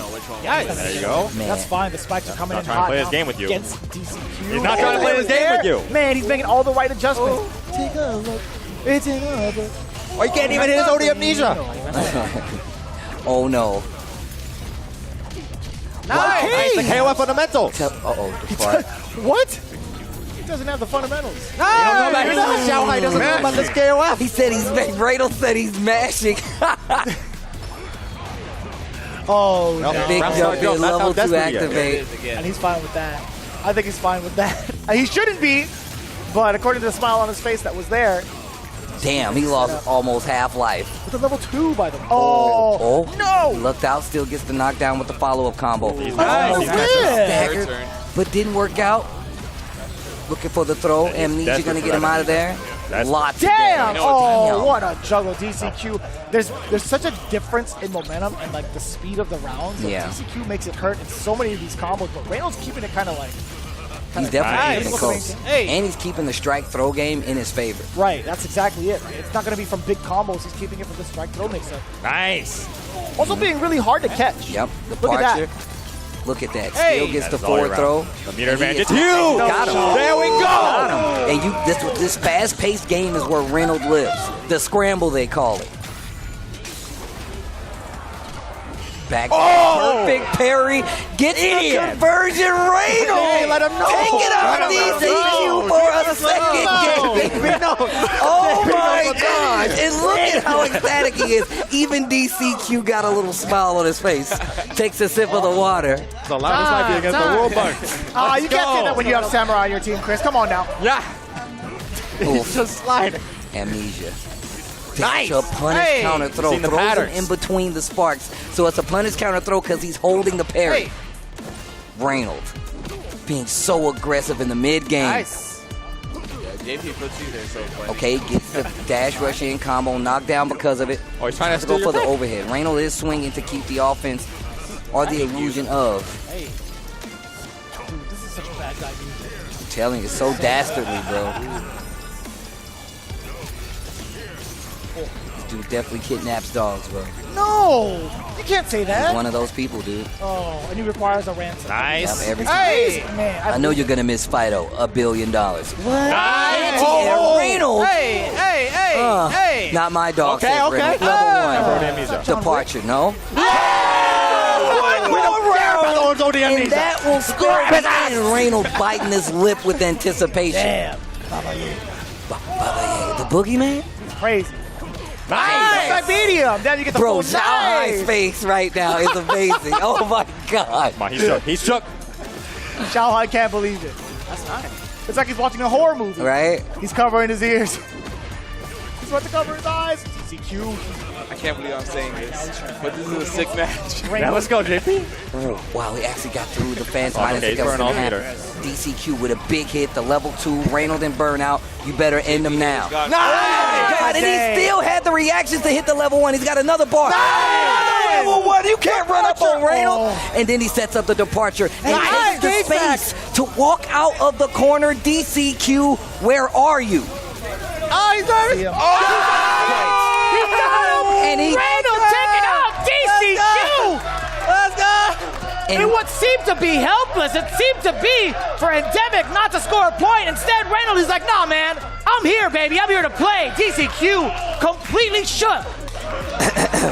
And like I said, if Reynold can get this, we go to a sudden death overtime. There's one more player to go up now. It is now 20-20. We have the one and done, and I believe Who is that going up there? Is that Peter for It's Endemic? gonna be Flash versus Oil King. Look at that. Look at that. All for naught, don't get me wrong, but now they've effectively become a wrench. They've effectively become a wrench in the plans of versus Vortex, and now they have to fight a Blanca. Wow. Are we gonna get a W from the side of Endemic? Are we actually gonna get this big W? This is gonna be so sick. Completely believable. Completely believable. I love it. Yo, Blanca versus Oil King's Ken. Not gonna lie to you, man. I think I might like Flash on this one. As big of a fan as I am of both of these cats, my heart goes to the Blanca, to be honest. I've never seen Flash. Look at his teeth. He can't even stop smiling, bro. DCQ on tilt. You can see my man on tilt right now. DCQ, he's I know he's thinking about it. I know my man is tight. Woo! I know he's tight. Like, okay. You know what the best part is, Steve? They don't get to run into each other ever again now. Yeah, DCQ bro. has to hold that forever, bro. DCQ has to hold that. Look at LDL, bro. Please show all of that. Please show all of that. And I was like, it's okay. It's all right, bro. It's all right. It's all right. Don't worry. We're going to worry about the next match. Yo, but they could definitely be on the verge of losing points here. They've already lost significant points, Steve. They've definitely lost that's for points. sure. They've definitely lost points. And here we go. Woo! Reynold. Single game Blanca, huh? You know what you're dealing with when you fight Ken. But it can be anything when you're fighting Blanca. He's got fun in games. Right? Is he going to play with the Blanca chance? Will he test your reactions with Blanca ball? Try to go for the overhead. I make you think he's like neutral. He does, right? Landed that hit. Nice! Landed the hit. He don't know the match. He don't know it. He don't know it. Metroid. Somebody on the bench. He don't know it. Okay. Nice uppercut. Or no matter, you're Blanca, baby. Yeah, get the fuck out of there. Out of there. What? So good. So far. Ow. That's fine. Okay. Spinning a bit of drive right here. A little bit antsy on defense. It's Flash Metroid trying to walk back away from danger. Look how active Oil King is playing right now. Nice! Jump in. This is gonna hurt. Oh wait, let's take the setup instead. He's backing right there too, and he's not properly dealing with this Blanca ball. So look at the drive bar. Oh, the doll's here. He can't do it. He doesn't know. He doesn't know, Steve. He doesn't know. Oh, He doesn't know. Don't get real thrown. familiar. You try to get taken again. No good from Oil King. Luckily for Flash. That could have been an air-to-air. You cannot go air-to-air with the wild child. He will airball you. Okay.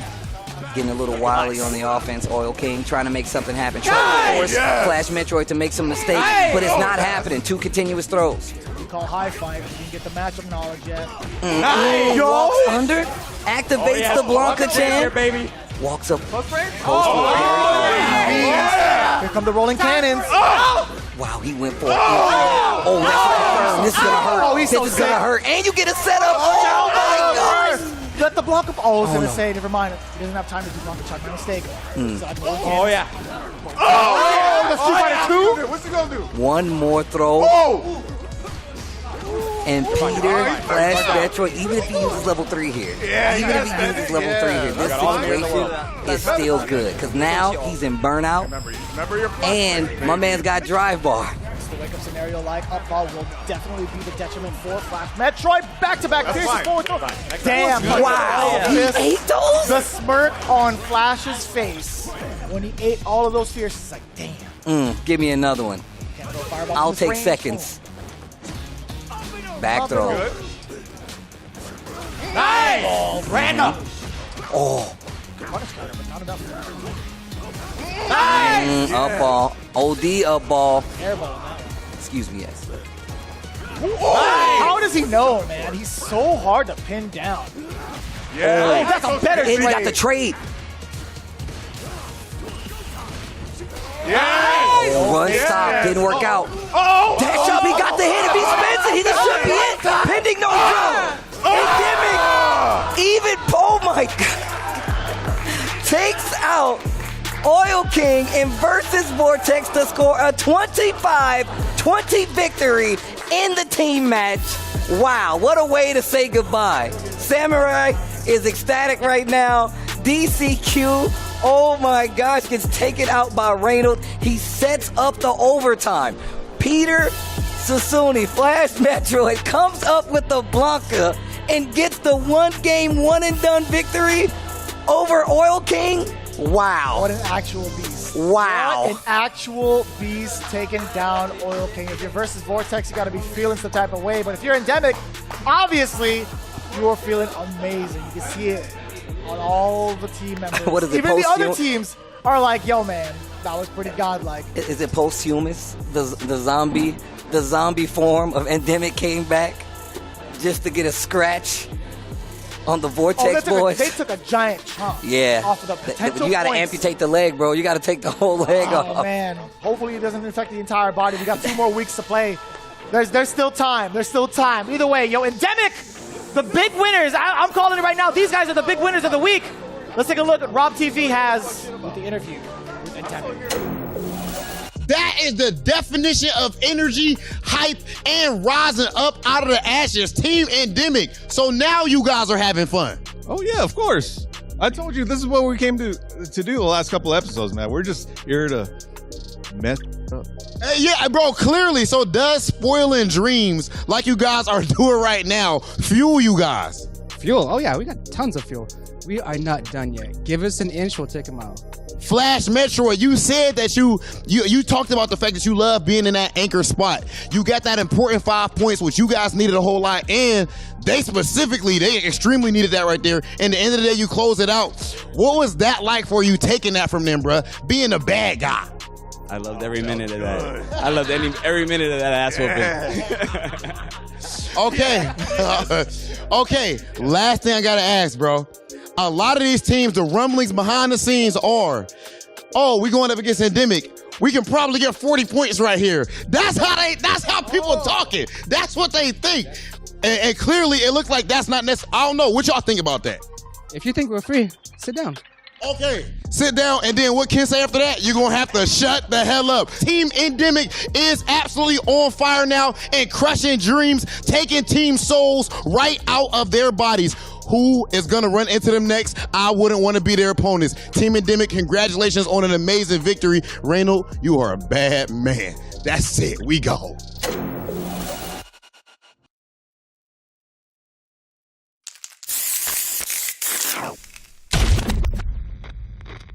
Time to work, time to work. When inhaled, coriamyrtin blocks the gamma-aminobutyric acid receptors in the central nervous system, causing spasmodic muscle contractions. Master, it's a work of art! It's perfect! What to do with you now? So, shall we put him out of his misery?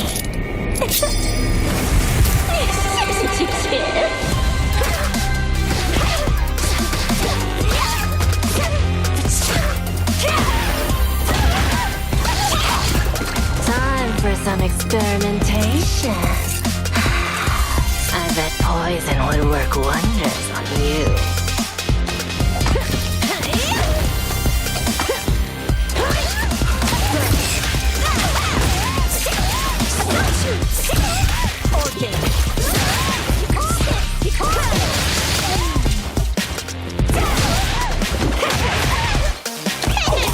I wouldn't move if I were you.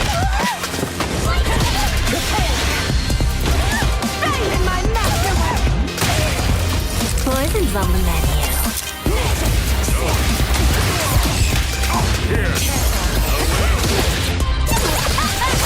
I'm finished with you.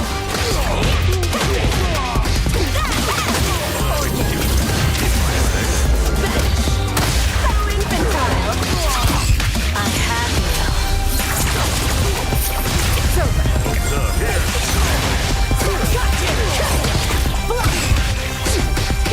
My art is death. Let's do now. Here, there, then here, and my magnum opus! Is my poison kicking in?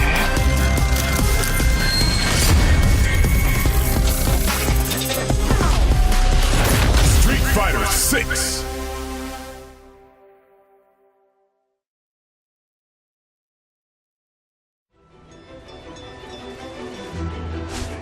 I present the Hunter from Komura.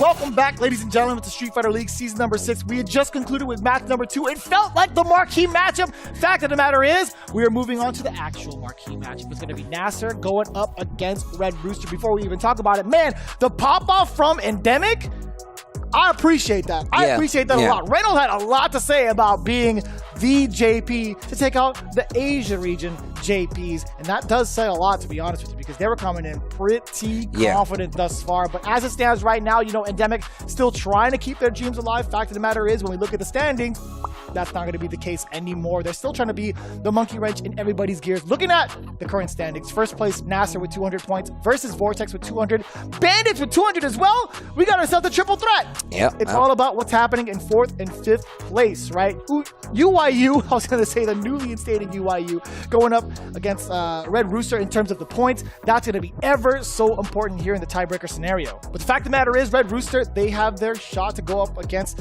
or at least overtake UYU in terms of the standings. UYU dropping the ball just a little bit earlier ago, but it's going to be very, very difficult, right? This is going to be tough, dude. NasR is looking in such prime form, and just talking about it too, that super team that we've talked about, Angry Bird being one of the leaders, and it's kind of hard to tell who's really the leader, but I feel like Angry Bird has really taken that helm and really brought it to fruition in terms of like bringing the team together, not just in wins, but also the morale, and also just keeping it together, like making sure they don't pop off too hard.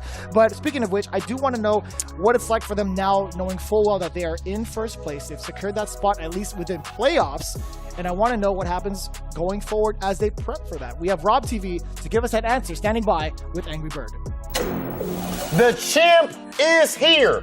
Evo champ himself, Angry Bird. Does it still sound crazy knowing that you're the Evo champ, bro? It is really like, you know what? I always wake up in the morning just like not sure if this is true or not. So I go look up at the trophy and then come back here. Cause you like, I think from when you first joined the FGC, like you've seen so many moments before you ever even gone to a major, before you even traveled over here to the States or anything. And then now you are that guy. Like that's crazy. In a rarefied air like Daigo in those days. That's wild. So taking it to Street Fighter League specifically, you guys have to fight up against Red Rooster. Last time, Bananakin, he got on your ass a little bit, man. He did. Okay. So are you guys gonna switch it up this time? Maybe send Punk up against him? Maybe. Oh, okay. That's classified.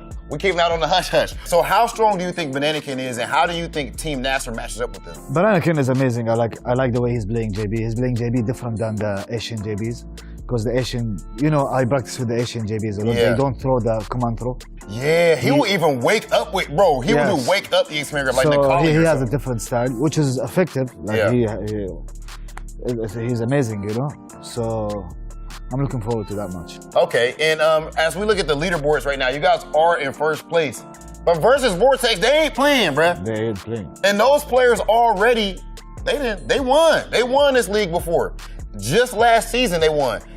Are you worried about them taking that first place spot? And how important is it to finish in first place in this season?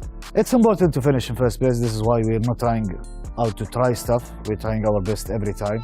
So, but if we don't finish in first place, it's not the end of the world. We try our best to climb our way into the grand finals and win the whole thing.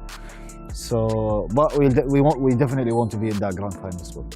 Angry Bird, you are a goddamn mercenary. This is a soldier, a Terminator. Angry Bird, probably the best player on earth right now, Evo champ, and right now he is trying to walk away with a Street Fighter League championship as well. Team NasR sits in first place, and I want to say to you, brother, good luck with the rest of the season. You a dog, bro. Well, it seems the plot thickens. When asked about Punk going up against Bananakin this week, he says maybe. Also, one of the questions on everybody's mind is how he played and when he lost to him as well, how he lost as well. So I think that's one of the big things that's on the table. How are you going to approach that going further as well? I mean, in all honesty, obviously, like you said, they've already secured that first place spot, but Red Rooster is still fighting, so you know they're trying to come up with a way to kind of dethrone them at this point. Yeah, no doubt. So going into it right now, Red Rooster, they've been pretty impressive. Yeah. Right? We looked at their roster initially. I'm not going to lie. I saw it. I had a little bit of doubts because of how strong all of these teams have been thus far. Like, I didn't get to see the history of Bananakin in regards to his Street Fighter 6 performance overall, but at the same time, man, he is rooted to be like one of the MVPs, I feel like. I mean, look, even Angry Bird said himself that he plays JP, Bananakin plays JP like nobody he's ever seen. And that's a very, very strong statement considering he's played the best JPs at this point. But once again, there's a lot of people that know about Bananakin. Bananakin definitely putting his weight up, especially with the Red Rooster team. However, Angry Bird putting his weight up, especially with the team. We go over to the Red Rooster side. Ajax Fidelity, a returning member here for SFL, but also still kind of, I feel like, holding his water, kind of treading water as well. He's gotten his wins. I want to see how he feels being effective going forward in his Red Rooster team, especially when the playoffs are on the line. RobTV has that interview. Let's take a listen. I am here with Ajax Fidelity, the prodigy that burst onto the scene last season of Street Fighter League. Ajax, what's up with you, bro? Hello, Rob. Always a pleasure. How does it feel to now be seasoned? People actually expect you to be as nice as you are. Damn, I'm a seasoned player now? Yeah, no dude, way. that's crazy, ain't it? Nah, it's just Bananakin. He's actually very, very old school. Like, he goes way back. And I was talking with him, and I found out that they have a friendship for 21 years. 21 years is crazy, bro. They've been playing fighting games for 21 years. I'm 23 years old. So you're saying they're old? No. Oh, okay. Yo. No, I'm just saying what you saying. All right, don't put it on me. I don't know why you would call your teammates old. They're old school. Okay. And I was just taking him back, and I've heard a lot about Bananakin. He's been playing a lot of anime games. He's played a lot of Street Fighter. He has a lot of history in Puerto Rico, so to see him here in Street Fighter League, seasoned player, yeah, I guess. But it still makes me very happy because I've heard legends. I've always heard about him, but this is the first time I truly get to meet him, and it makes me happy. Truly, to see him thrive. When you look at these standings that we have right now, you guys are currently in 4th place, 140 points, but UYU is right there. How certain are you that you guys are going to be able to make the playoffs? Are you scared of being eliminated? That's a good question, because to be honest, I'm not really scared of making it or not.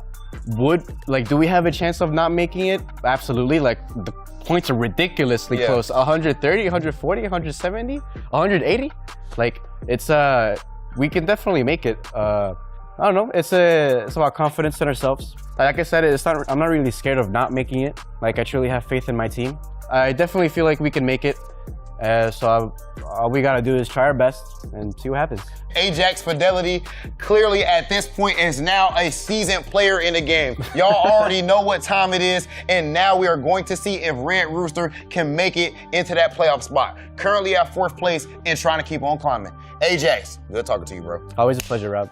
It's a really cool and different perspective coming in from Ajax Fidelity, right? We talked about him being the new cat from last season, Bananakin kind of filling that role this time around. So Ajax also in the realm of the legends. He said it himself, that's actually a really, really cool way to put it, man. You look up to some of these cats in your region, you're like, I want to be like that. Well, guess what? Now he's in that team with them. He's one of them. Like, he's part of the Mount Rushmore for the PR scene. But luckily, he's got a great team behind him to keep him going. But he's got his work cut out for him because who's on the other side? None other than Punk. Wait, so that sly smile that Angry Bird had given during his interview, that was all fake? That was the red herring? Fake. Punk the God is not going to be the one to try and take down Banana. Can?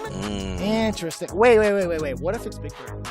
What if it's Big Bird? What if we see Big Bird in the long set that we've been looking for? I mean, look, that will be quite the switch up, especially for Bandits, who's looking already, NasR, that was looking already strong where they are. So just to say like, well, hey, look, we want to secure it and we want to make sure we get those last 20 points. We're going to put Big Bird there. I completely support it. Completely support it. But this is going to be great. In terms of trying to deter this team from accumulating points, I think the biggest demotivator that you could ask for is Punk, right? If you get bodied by Punk and he starts to feel himself, he could take your morale away just with gameplay alone, right? If he is able to set the tone against Red Rooster, it could spell a lot of damage in terms of what happens in the standings, right? Again, Red Rooster with a very, very tall order to try to at least net some points, any amount of points against this powerhouse team. Well, here we go. The Jury versus Cammy. Ajax Fidelity versus Punk.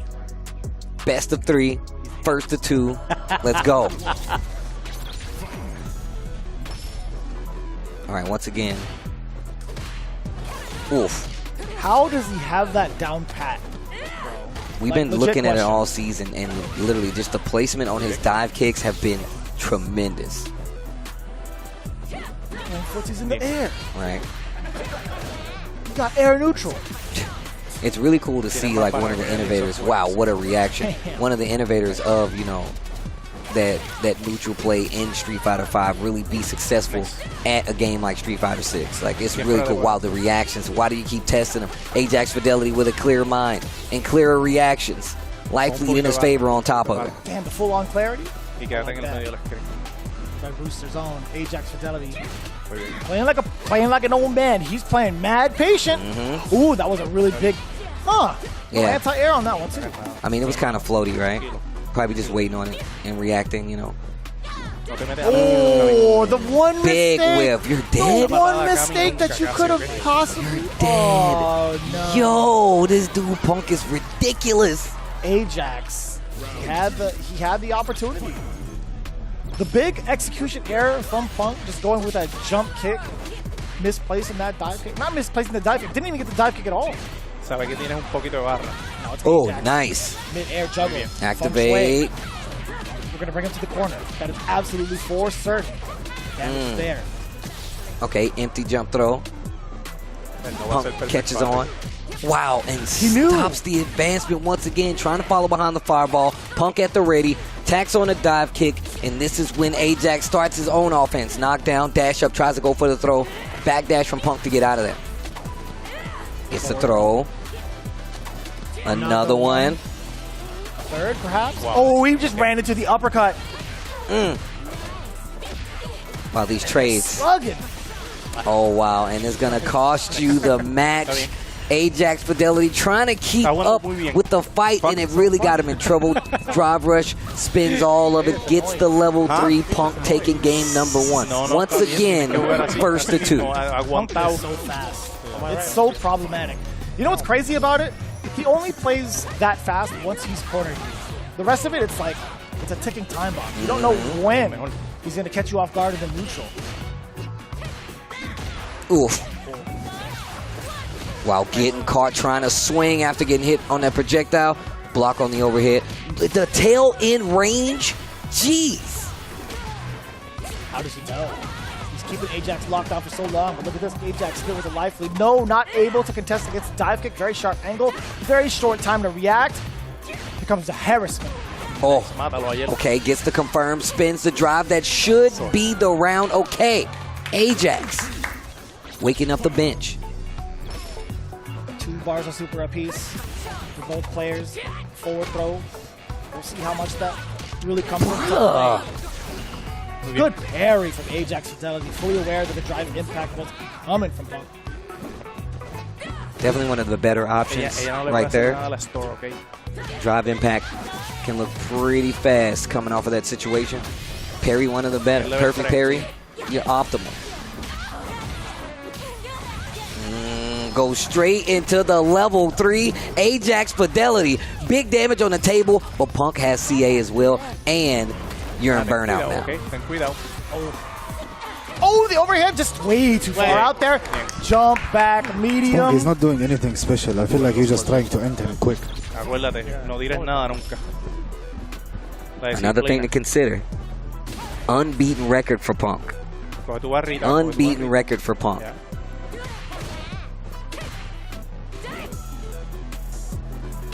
Playing a very slow game. I like it. I forget he's undefeated, man. Cuidado. I really do. He's been putting in so much work, leaving a trail of bodies. Gets the... Oh, that was a counter hit too. We could have extended the combo. Look at this. Ajax with a very early forward medium punch, extending past the normal. Dive kick not going to work. Getting a lot better with the placement of those normals and intercepting some of the dive kicks, but not so much. Not much drive left. Another interruption from Ajax. Gets the dive kick this time, goes for the throw. Too damn high. Damn! He sniped out the spin knuckle. Overhead is blocked. God, the punish counter was there. More than enough damage. He had the super just in case. He didn't need it. Ajax Fidelity with another round. Looking at match point. He's going to be the one to stop the streak. Is Ajax Fidelity going to be the one? Not if Punk has anything to say about it. Gets clipped by the throw right out of range of the back fist. And now Ajax Fidelity with a successful series of great attacks. Trying to keep the wall. Gets interrupted. Level 3 is there. Oh, wow. This is not looking good at all. Not looking good at all. One more situation. And Punk's record goes bye-bye, and the points go to the Red Rooster Army. The record is over, and it's going to go to Ajax Fidelity once again. Talked about being on a team with some people that he's looked up with for years, and now being one of the people that sets them on the path to derailing NasR. That's exactly it. That in and of itself is a legendary performance. And now Nephew going up against PR Balrog. Oh, wow. This is getting very interesting. Oh, snap. I actually got to talk to Nephew outside. I'm like, yo, man, when are you going to play? And he's like, he's like, why would I? We have Pittsburgh. I'm like, okay. Hey. He said that in like the tone of like Nephew. But like, I get it. I totally get it. But I told him, I'm like, yo, man, like in the playoff scenario, like if you're forced to play, like, you got to warm up. He's like, yeah, I mean, I've considered it. I'm like, okay, man. I'm not here to like, coach you, but it doesn't stop him from playing games though, right? No like doubt. Definitely still back there getting games in with the rest of the players. So still sharp in that regard. Just, when put under pressure, a best of 3, pressure. Now what? Going into it, we talked about the mirror match before in different circumstances, but now it's going to be the jury one. Nephew versus PR Balrog. This is the first time we've really seen Nephew been able to play. I feel like I haven't really seen him outside of the sudden death matchup. I'm going to have to look at my notes, but at the same time, it's like we know for a fact that Nephew has to get his warm-ups and he has to get his reps in now before playoffs happen. All right, here we go. Oh, I thought they was going to let the versus screen rock. Florian has like one of the coolest songs. Oh, most definitely. Already low forward, drive rush forward, another shimmy to the corner you go. Nephew in full control. Another throw. Do it again if you wanted to. Another throw. Caught you peeking perfect on top of it. Nephew. It's like he never left. It's like he never left. A throw of his own. PR Balrog. Gets over? No. Oof. Really? Oof. I don't know what that was all about. Even PR Rog had to question it. He's like, really? You would do that? But look at the offensive turn this time for PR Balrog. Gets the pickup. Not even going to need a bar, and I can do it too. We got a double perfect in the most unorthodox way. In the mirror match, nonetheless. Damn, we could potentially get a triple perfect. DI, That was look sick. at the carry. Nice. DI not going to work this time. Nephew's awake. Level 2. Look at the carry. Oh, wow. Caught you peeking. What a block up until that point. That was actually kind of dirty. Oh. Okay. OD uppercut this time. PR Balrog fighting back. Goes straight to the level 3. This will be CA damage. And wow. That was wrong. Not a lot of hits behind it, so you know it's going to do extra damage, no scale. What? What? That's not what he wanted. Yeah. Easily that's not what he wanted. He might have gotten a negative edge there. He had held the button for too long. That was a good anti-air attempt from PR Raw. Keep doing that. Keep making them do that, Nephew. I don't know how I got a super though. Second round, it just came out. You? Yeah. Was that on the fireball? Yeah, I didn't mean that to wasn't do on purpose? No. Oh. I just hit a button. This is the first time PR Raw getting back here. I told you that you anti-aired him, where he anti-aired himself back to character select. He anti-aired my block. It be like that sometimes. I'm angry. He's angry. Okay. You gonna take your shirt off like Uso? Angry Rooster. Okay. Still has an opportunity here. Interrupt. Gets the combo conversion on top of it. Wake up OD uppercut. Didn't get the punish though. Ooh. Gets it that time. I didn't know that was a punish. Wow. Huge. And on top of that, PR Balrog and burnout. Watch for the And he's still in setup and the pursuit with the chase. forward fierce. Oh my God! Oh, he's waiting. Too. Oh, PR Rog waiting and baiting. You know what's really a key strategy I feel like for PR Rog that's catching a lot of people off guard? He's intentionally dropping his combos to get either the counter post or the big punish. He's just waiting. Text the throw. PR Balrog runs into a fireball. Block on the overhead. Offense of plenty right now from Nephew. Holds the parry too long. He gets the throw because of it. Puts himself in burnout. Gets the OD, but I don't know if that's close enough. It actually is. Dissipates the fireball. Pushes full screen. Balrog takes a charge or two because of it. And Nephew as well. I was going to say that wasn't too bad if you're PR Rog up until that point. Yeah, Nephew being able to net some extra damage off of the drive rush. The punish counter is here, but still moving on in there. The drive gauge back on the side of PR Rog, but still getting harassed in this corner. Perfect parry. We're going to get the back throw. Absolutely. Now he gets to reset the situation and dictate the offense. Gotta be careful. Level 3 off of 1. Excuse me, level 2 gets the full combo and the KO on top of it. All right, conserving the meter. I like it. Damn. True commentator's curse. When I was talking about PR Rog being able to start off the offense, it's Nephew firing right away out of the corner. Looking for a drive rush entry. Didn't get it, but got a throw because of it. Back dash gets caught by the dash rush stand medium punch. Back throw on wake up. If you're a jury player, you got to steal that tech. Using the roundhouse version of the kicks to steal neutral. Doing a lot of damage to level 1. Build up at least 1 full. No, he's just driving on in there. No, sorry, dashing on in there. There's the drive rush. Excuse me. Oh, wow. Connection. Looking for something after the tech. PR Balrog. All he needs is one more hit. Secures the match. One game apiece here. Oki, if you just let it drag and do the crouch like it, he's not reacting to the overhead. He's holding back way before you get next to him. So for sure you can hit him with the crouch and light kick. And then when you jump if you jump on him in the corner, don't jump. Just do the empty jump grab every time. Yeah, if you put him in the corner, he's gonna try to parry a lot, especially anti-air parries. It doesn't look like he's trying to anti-air DP. Nah. He hasn't anti-aired once. And if you remember, set with Punk, he was walking back a lot, so he can giving him some wisdom. And this Red Rooster team just cracking up on the bench. It's just PR Rog. Banana Cannon is chuckling slightly. Mono PR also at the same time. It's Eduardo giving the sermon to his to his congregation, really. Okay, tries to go for the throw. PR Balrog says no.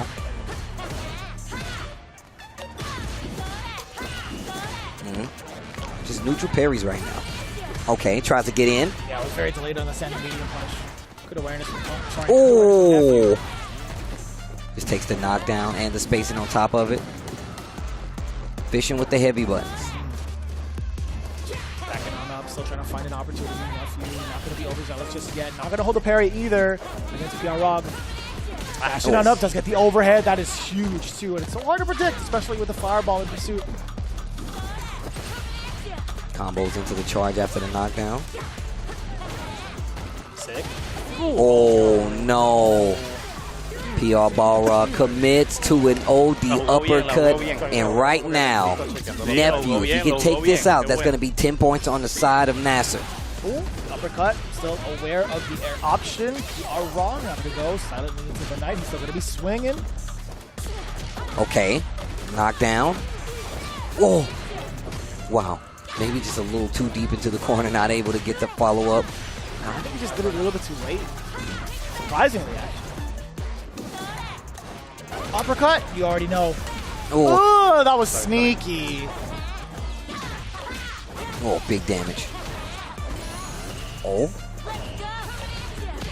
Okay, wait a minute. I'm spinning it. Yeah, level 3. Not CA, but big damage. And you got plenty of drive bar, right? So any confirm, any hit I'm looking for from Nephew will be confirming the level 3. And it's CA style now. Oh, delay again. Actually got the hit. Fisher with the overhead and that. Pending no drop. What is happening? And oh my gosh. PR Balrog knows what was supposed to happen right there. The nerves from the side of Nephew too. That was it. Ladies and gentlemen, that was it. That was level 3. That was a moment for Nephew. That could have been it. Walking up, trying to find an opening once again. Trade off. Oof. Oh, he got the throw. His coming still within range. Early level 3. Okay, this isn't bad, especially since we just saw PR Balrog use his too. Yeah, that's right. Yeah, he's still at 0 bars. Now he has 1, but he's still taking so much damage. But he put himself in burnout. What do? You get the knockdown, gets the charge, gets the overhead. No. That's going to be a combo. I don't think you're dead unless that level 1's there. Okay. Oh, wake up. Wake up, low forward into the super. Birth and burnout. Both of them in burnout. PR Balrog, if he can hold out a little bit longer, there it is. Gets the hit as soon as he gets the drive. The level 1 is there, but he has to hold. He has to hold the full 100. Not enough damage. He's in burnout again. Nephew could rebuild his drive gauge. He could cause chip damage. Oh my God, the bravery from the Red Rooster's own PR Balrog. Walking up with a throw and a giant smile on his face. Another 10 points for Red Rooster. And they could get a 40-point game against NasR. But Banana King, one of the people NL was talking about, surprised at how many big names he's taken down. Was not familiar with Banana Can before SFL Season 6. Never had a banana in his life. All right, and now Angry Bird going up against Banana Can. Red Rooster versus NasR. Banana Can versus Angry Bird. This is the run back? Question mark? I'm pretty sure it is. But anyways, Banana Can putting in big time work. All right, here we go. Yeah, this is the run back, correct? That is right, yeah, but in a different circumstance, right? Initially, they had fought as the Vanguard position, starting things off with Angry Bird versus Banana Can in a 2 out of 3. We'll see if this matters in the long run, or at least in a 3 out of 5 set for Angry Bird. Okay, gets the throw in the corner. Stand heavy punch. Anti-air on top of that run stop, trying to get a reaction out of Banana Can. Okay, wait a minute, gets the confirm after the counter hit, crouching medium kick. The punish counter 2 is still within range for the crouching jab. Really impressive. Muy bien. Oh, wow. Casino otra vez. Punish counter throw. Has to hold the roundhouse.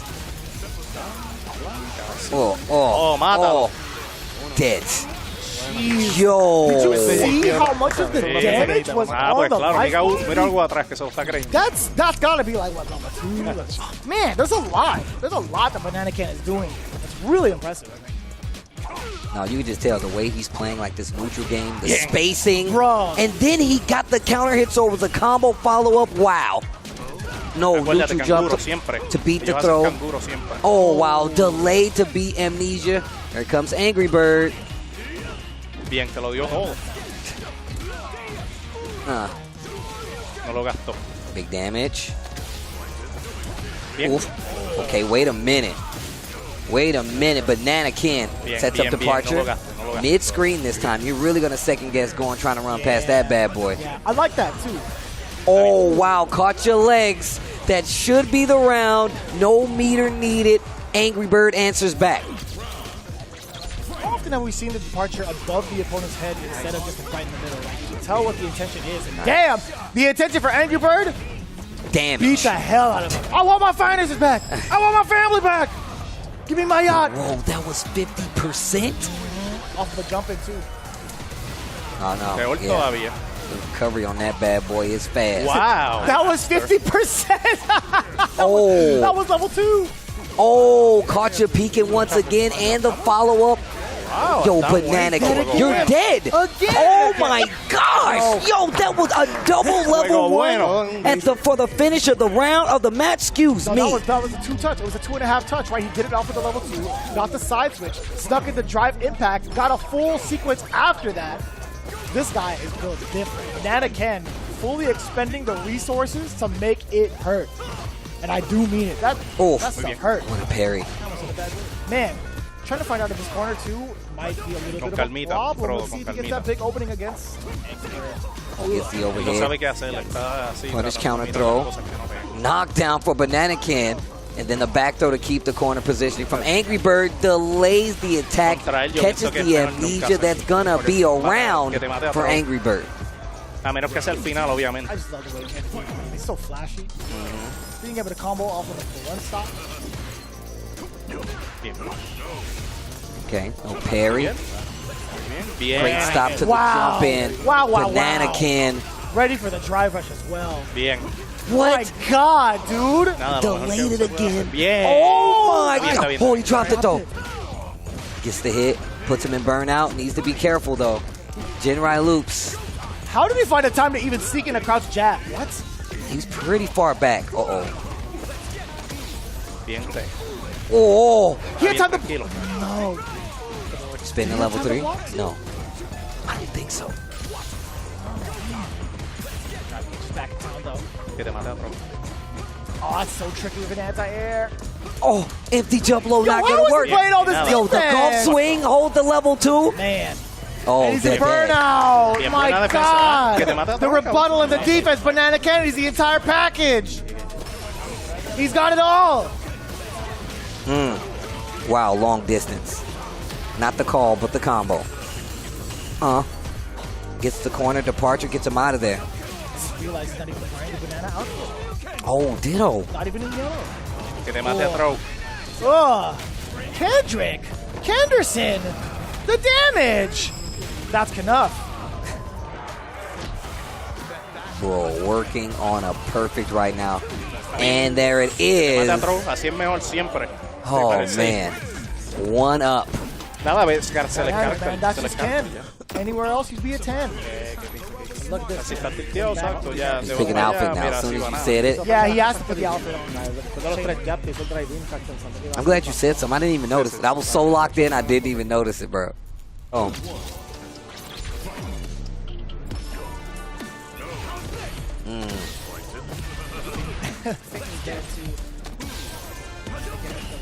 The right reads against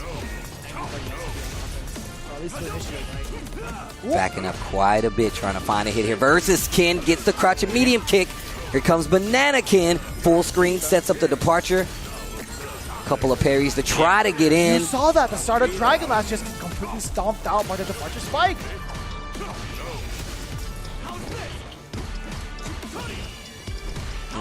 Makes him delay it just a bit. Delayed jump in.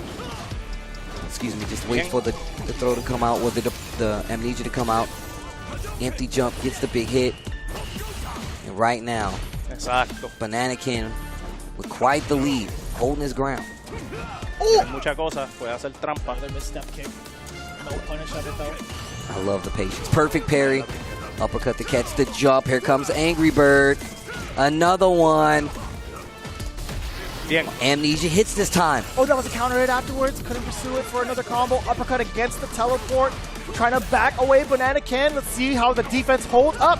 We thought, I mean, speaking of holding up, Amjad, Angry Bird, getting the cross up first and immediately going for the throw bait. Nice work. Those jumps. In those situations really starting to get him in trouble. Catching the amnesias, catching the throws on top of it. Okay, spike departure right there. Exacto. Nada, Level 3 on top of it. Gonna expend a bunch of that drive for Ken and Angry Bird. Recuérdate que la trampa siempre resume.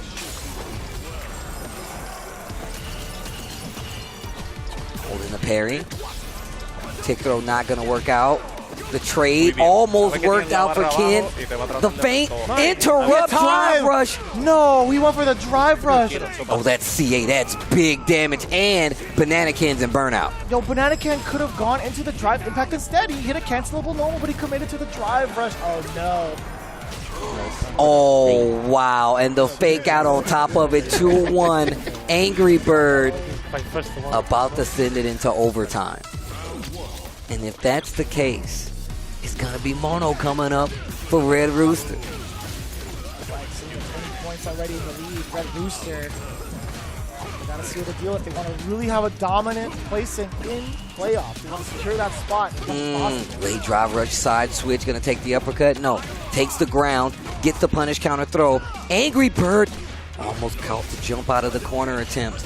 But now, Banana Ken gets clipped on the way out. It's too early for the amnesia. Forgot when to do it. Forgot how to do it. Oh, man. That drive rush to catch the jump back, and now Banana Ken is in trouble. Got him leaning on the ropes right now. Little problematic. Banana Ken, defense is confident. Little by little, interrupting the drive rush, getting its tracks. It's Angry Bird looking to seal it. Not the command grab this time. Uh-oh, normal throw. Oh, wait, here's a chance. Oh, he delayed it just enough. Side switch gets the overhead. The throw's not going to work. The fireball almost did, and now the shimmies come in. Back to the wall. Banana Ken in trouble, gets the DI. The stun is still on the table if he plays this properly. Combos into the level 2, gets the side switch, and we've seen these resplat setups. You gotta be careful. He got the switch combo. Oh man, that trade combo was sick. Yeah, he doesn't have drive gauge, so we can't actually get a stun, period. He has to wait and recover. He's just as susceptible. Now both getting the drive gauge at the same time. One more touch will do it for Angry Bird. Bien. Oh my God, he got the conversion. He has 2 bars, and he killed him with that. This dude, Banana Ken, oh my gosh. So good. He's actually so good. Dude, that is absolutely ridiculous. Amnesia getting a lot more successful, at least with straying the danger away from Banana Ken and his JP. Departure as he walks behind it. Oh, bad anticipation on the anti-air. Yeah, just not the right angle to even try to throw out that crouching heavy punch. And you're committed to that run animation, so your character model's facing the wrong way. That's a big Dragon Lash punish counter going into it off of the low forward. You are not necessarily dead, but you're pretty damn close to it. Let's see if that burnout happens. It sure does. Uh-oh. Critical art on deck for Banana Ken, though. One right guess. That's level 2 instead. Oh, tries to jump out of there. He gets the hit. Banana Ken on his last chance in life right now. Oh. Blocks on the overhead, jumps out of the DI, and he now has bar. Angry Bird getting real close to burnout. Tries to jump out, drive rush in. The throw is gonna do it. Angry Bird takes out Banana Ken for NasR, and man, what a fight. But now, Mono has to come up to stop whoever decides to defend. Why do I say whoever decides to defend? It's Big Bird. Big Bird is coming up. It's going to be Big Bird versus Mono. The DJ, I'm assuming, versus one of the characters of Big Bird. Could be Rashid. I saw him hitting the lab with that bad boy, right? But the Marisa is still there. I think the Marisa is going to be just fine. Marisa, of course, known to have trouble in these matchups.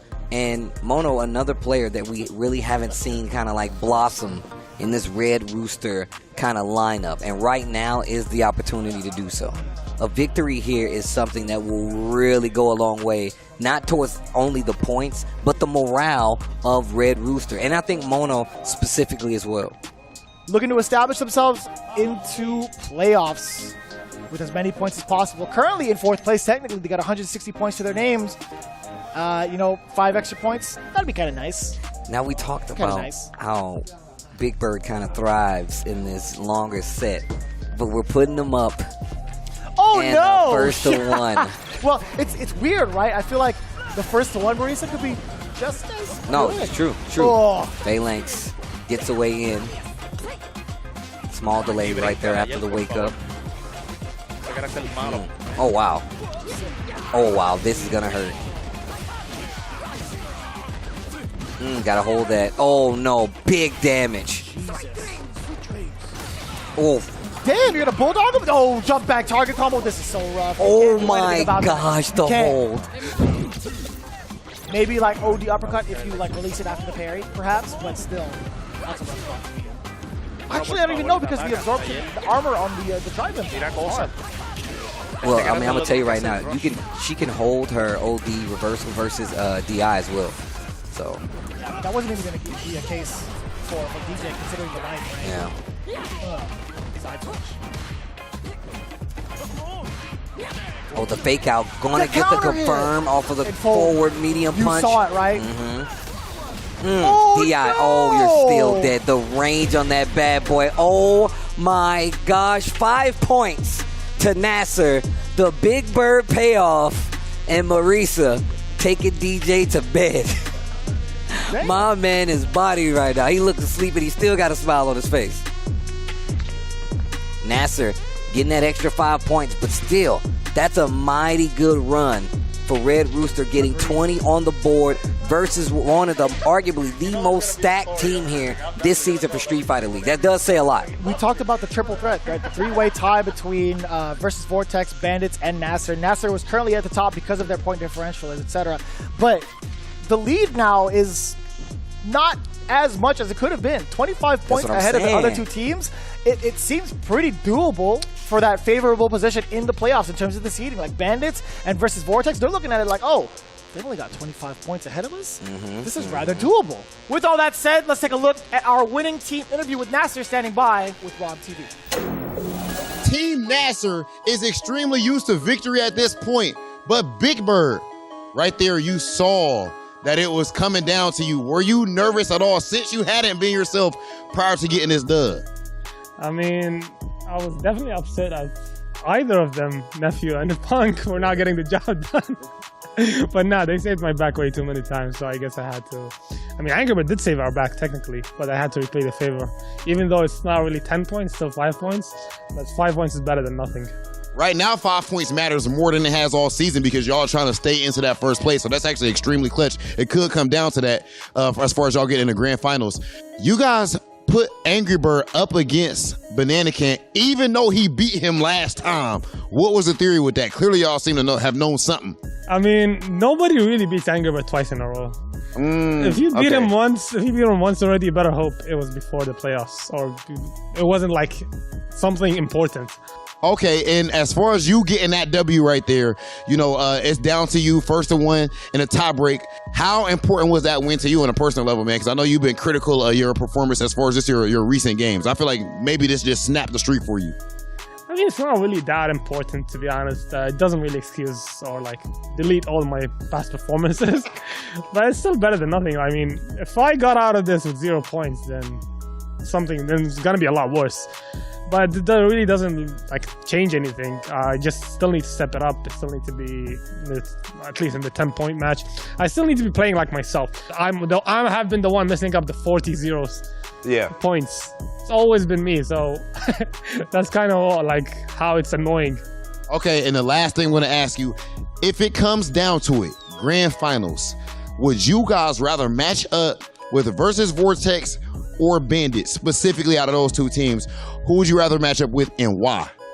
I feel like Bandits is a lot easier to predict. I mean, it's most likely going to be Mena, Don Captain.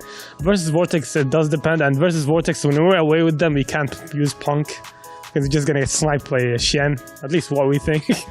So I feel like Bandits is a lot easier to handle, even on away.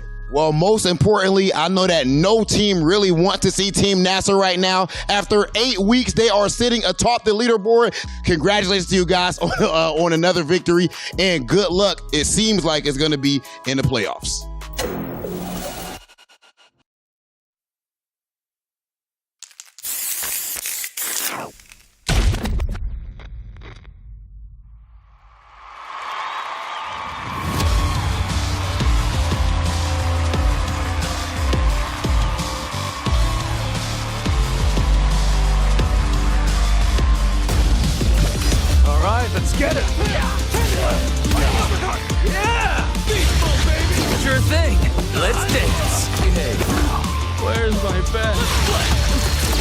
Reynold, as I command the stage. 1, 2, 3.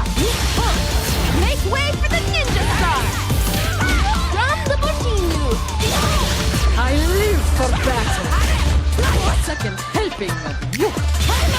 The time for battle is here. Wants to duke it out with me?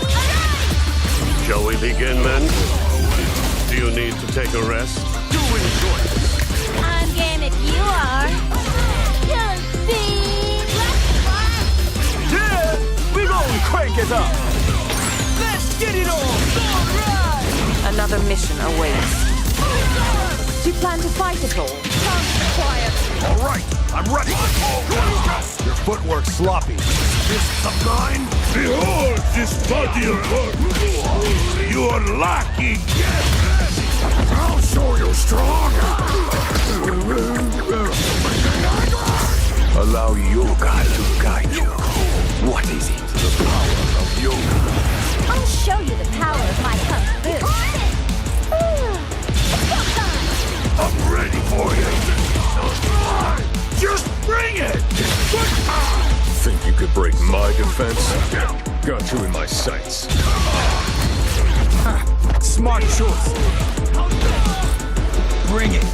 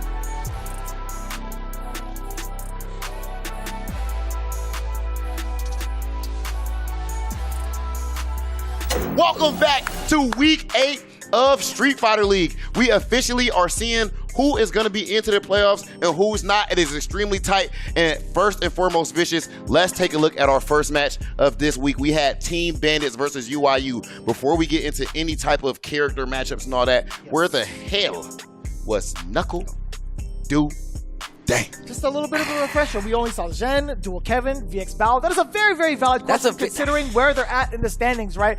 UYU needed as many points as possible to secure their spot into the playoffs. They didn't get to do it, right? They sent out Zhen as first, Dual Kevin second, Vxbao as the anchor, but no NuckleDu in sight. It kind of reminds us of what you had mentioned prior to even going back live of what had happened with Endemic last year. Last season, Team Endemic, I think this was actually in the playoffs, or it was an extremely important match before that, but I want to say it was in the playoffs. And NuckleDu actually does not play. Sean hadn't had the best season. Shout out to Sean, but he hadn't had the best season. And they put him there, and NuckleDu just sits out, and the Endemic ends up losing. Absolutely indefensible decision. Who is the general manager of this team making these things happen? And it seems like maybe this is a due decision or something like that. Because I'm not understanding. Don't overthink it, man. Put your best player out there and get your points. There's never a spot where you don't put Michael Jordan in there for the Bulls in the finals. Period. I don't care who you play. So devil's advocate, you think it had nothing to do with the matchups, or just, it did have to do with that. Yeah, it did. I think that he didn't want to play against maybe certain matchups. I'm not sure exactly who it is that he's worried about there, but in the end of the day, bro, it's NuckleDu dang. Like, he can win any matchup in the game. So, but as far as the biggest match from there, I got to say Mena versus Vxbao. I mean, that was a complete wash. No matter how you spin it, I think MenaRD was 100% ready for Vxbao. No disrespect to him, he plays phenomenally in his region.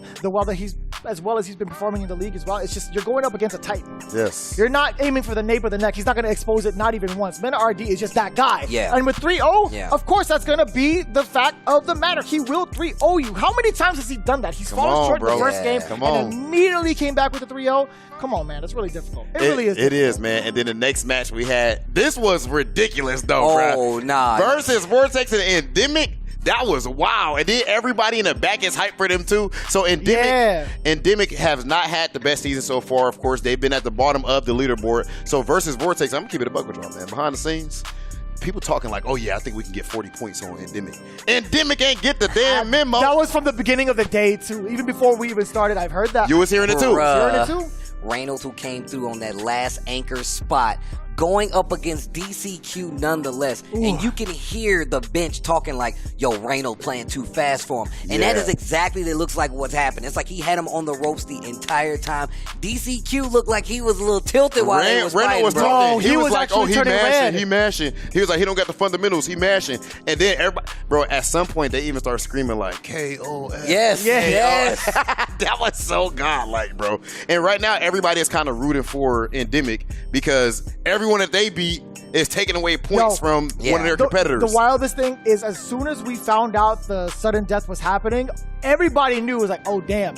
Blanca's up next. Yeah. What do we see? What do we hear from Flash Metroid? Bro. Nobody wants the first to one against Blanca. Yeah, yep. And he actually steps up to the plate right there. I'll tell you what, man, my man's, what I love about Flash Metroid at the beginning, I'm like, bro, his personality has always been super relaxed, super calm. Who cares? You know, in the end of the day, if I win, if I lose, I'm just here to have a good time. He don't believe in none of that no more. I think this team dynamic has changed a whole lot of how he looks at these things, so he takes it personally. And Endemic has said they specifically want to just ruin it for everybody else. That lineup was perfect for them. And then on this last matchup, we had Team Red Rooster versus NasR.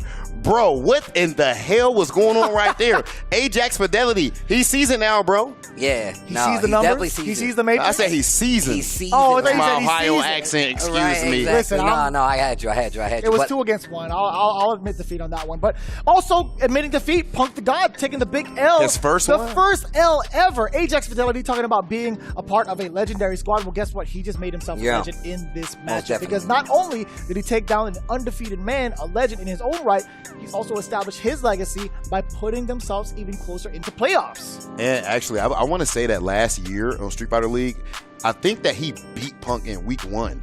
And and we were like, oh, what's going on here? Remember that? It was the ad, bro. That ad was doing damage. He was one of the MVPs. And these guys decided, Team NasR decided that they are going to trust Angry Bird up against Banana Can after Banana Can beat him in the last meeting that they had. They just knew in the end of the day, Angry Bird is not going to lose 2 times in a row to someone. But Big Bird and Punk said that they actually thought that Punk should play up against them, but Angry Bird specifically said, no, I want my run back. I'm glad you actually got that out of him a little bit in the pregame interview to kind of make it seem like they were going to throw Punk in there, because when you asked him, it's like, who do gonna put up against Angry? Or sorry, He was Banana like, Ken? he's like, maybe we'll see. Maybe we'll put Punk in there. I don't know. But clearly, Angry Bird, just from a matter of principle, went out. That wasn't about no matchups. That wasn't about no character. It was the principle of the matter. You know what I'm saying? So in the end of the day, Angry Bird goes and he actually beats Banana Ken. And then it went down to the overtime spot where we had Big Bird going head to head with Mono, and Big Bird was able to take it. I think that's actually big for him too. He finally snaps that loser streak that he's been on. It's kind of funny because we talk about the advantages that Big Bird has in the longer set. I feel like it's just as volatile, I feel like, against the other person when they have to fight a Marisa just once. Yes, bro. I think that's so dangerous to think about. All of that damage right there, you definitely don't want to be having to deal with that. You don't have to adapt to it either, right? It's just one and done. You get to do all the wild stuff that you want to and throw people off. And we know Big Bird is mad stable when it comes to his gameplay. His fundamentals are phenomenal. If he decides to be a nut, good luck. Okay, so we already told you guys now about everything that happened this week. Week 8 was fire, but Tasty Steve, I need you to let the people know what matches do we have on the docket for week number 9. For the first course of our matches, we have Bandits still in the fight, going up against out of the fight Endemic, and then we have NasR up against versus Vortex. NasR guaranteed for that playoff spot. Now this is the main course that you should be waiting for. Red Rooster Army going up against the new UYU, and they are right above each other. And to stay alive, one of them's got to beat each other. That is the last match of week 9. Wait till you get there. I can't wait. I know he can't wait. Yo, Vicious, I know you can't wait. Please tell me y'all ready for what's about to come down the line. Street Fighter League Season 6, Week 9 is right around the corner. You don't want to miss it. Kevin needs to do something right now because he is not winning in a life board. That's the EX going to work and the confirm from Xiaohai. I know you're going to miss Fido $1 billion. What? Reynold. Hey. Not my dog. Okay. Level 1. Departure, no? We don't care about those ODM visas. Grab his ass! We're working on a perfect right now. And there it is.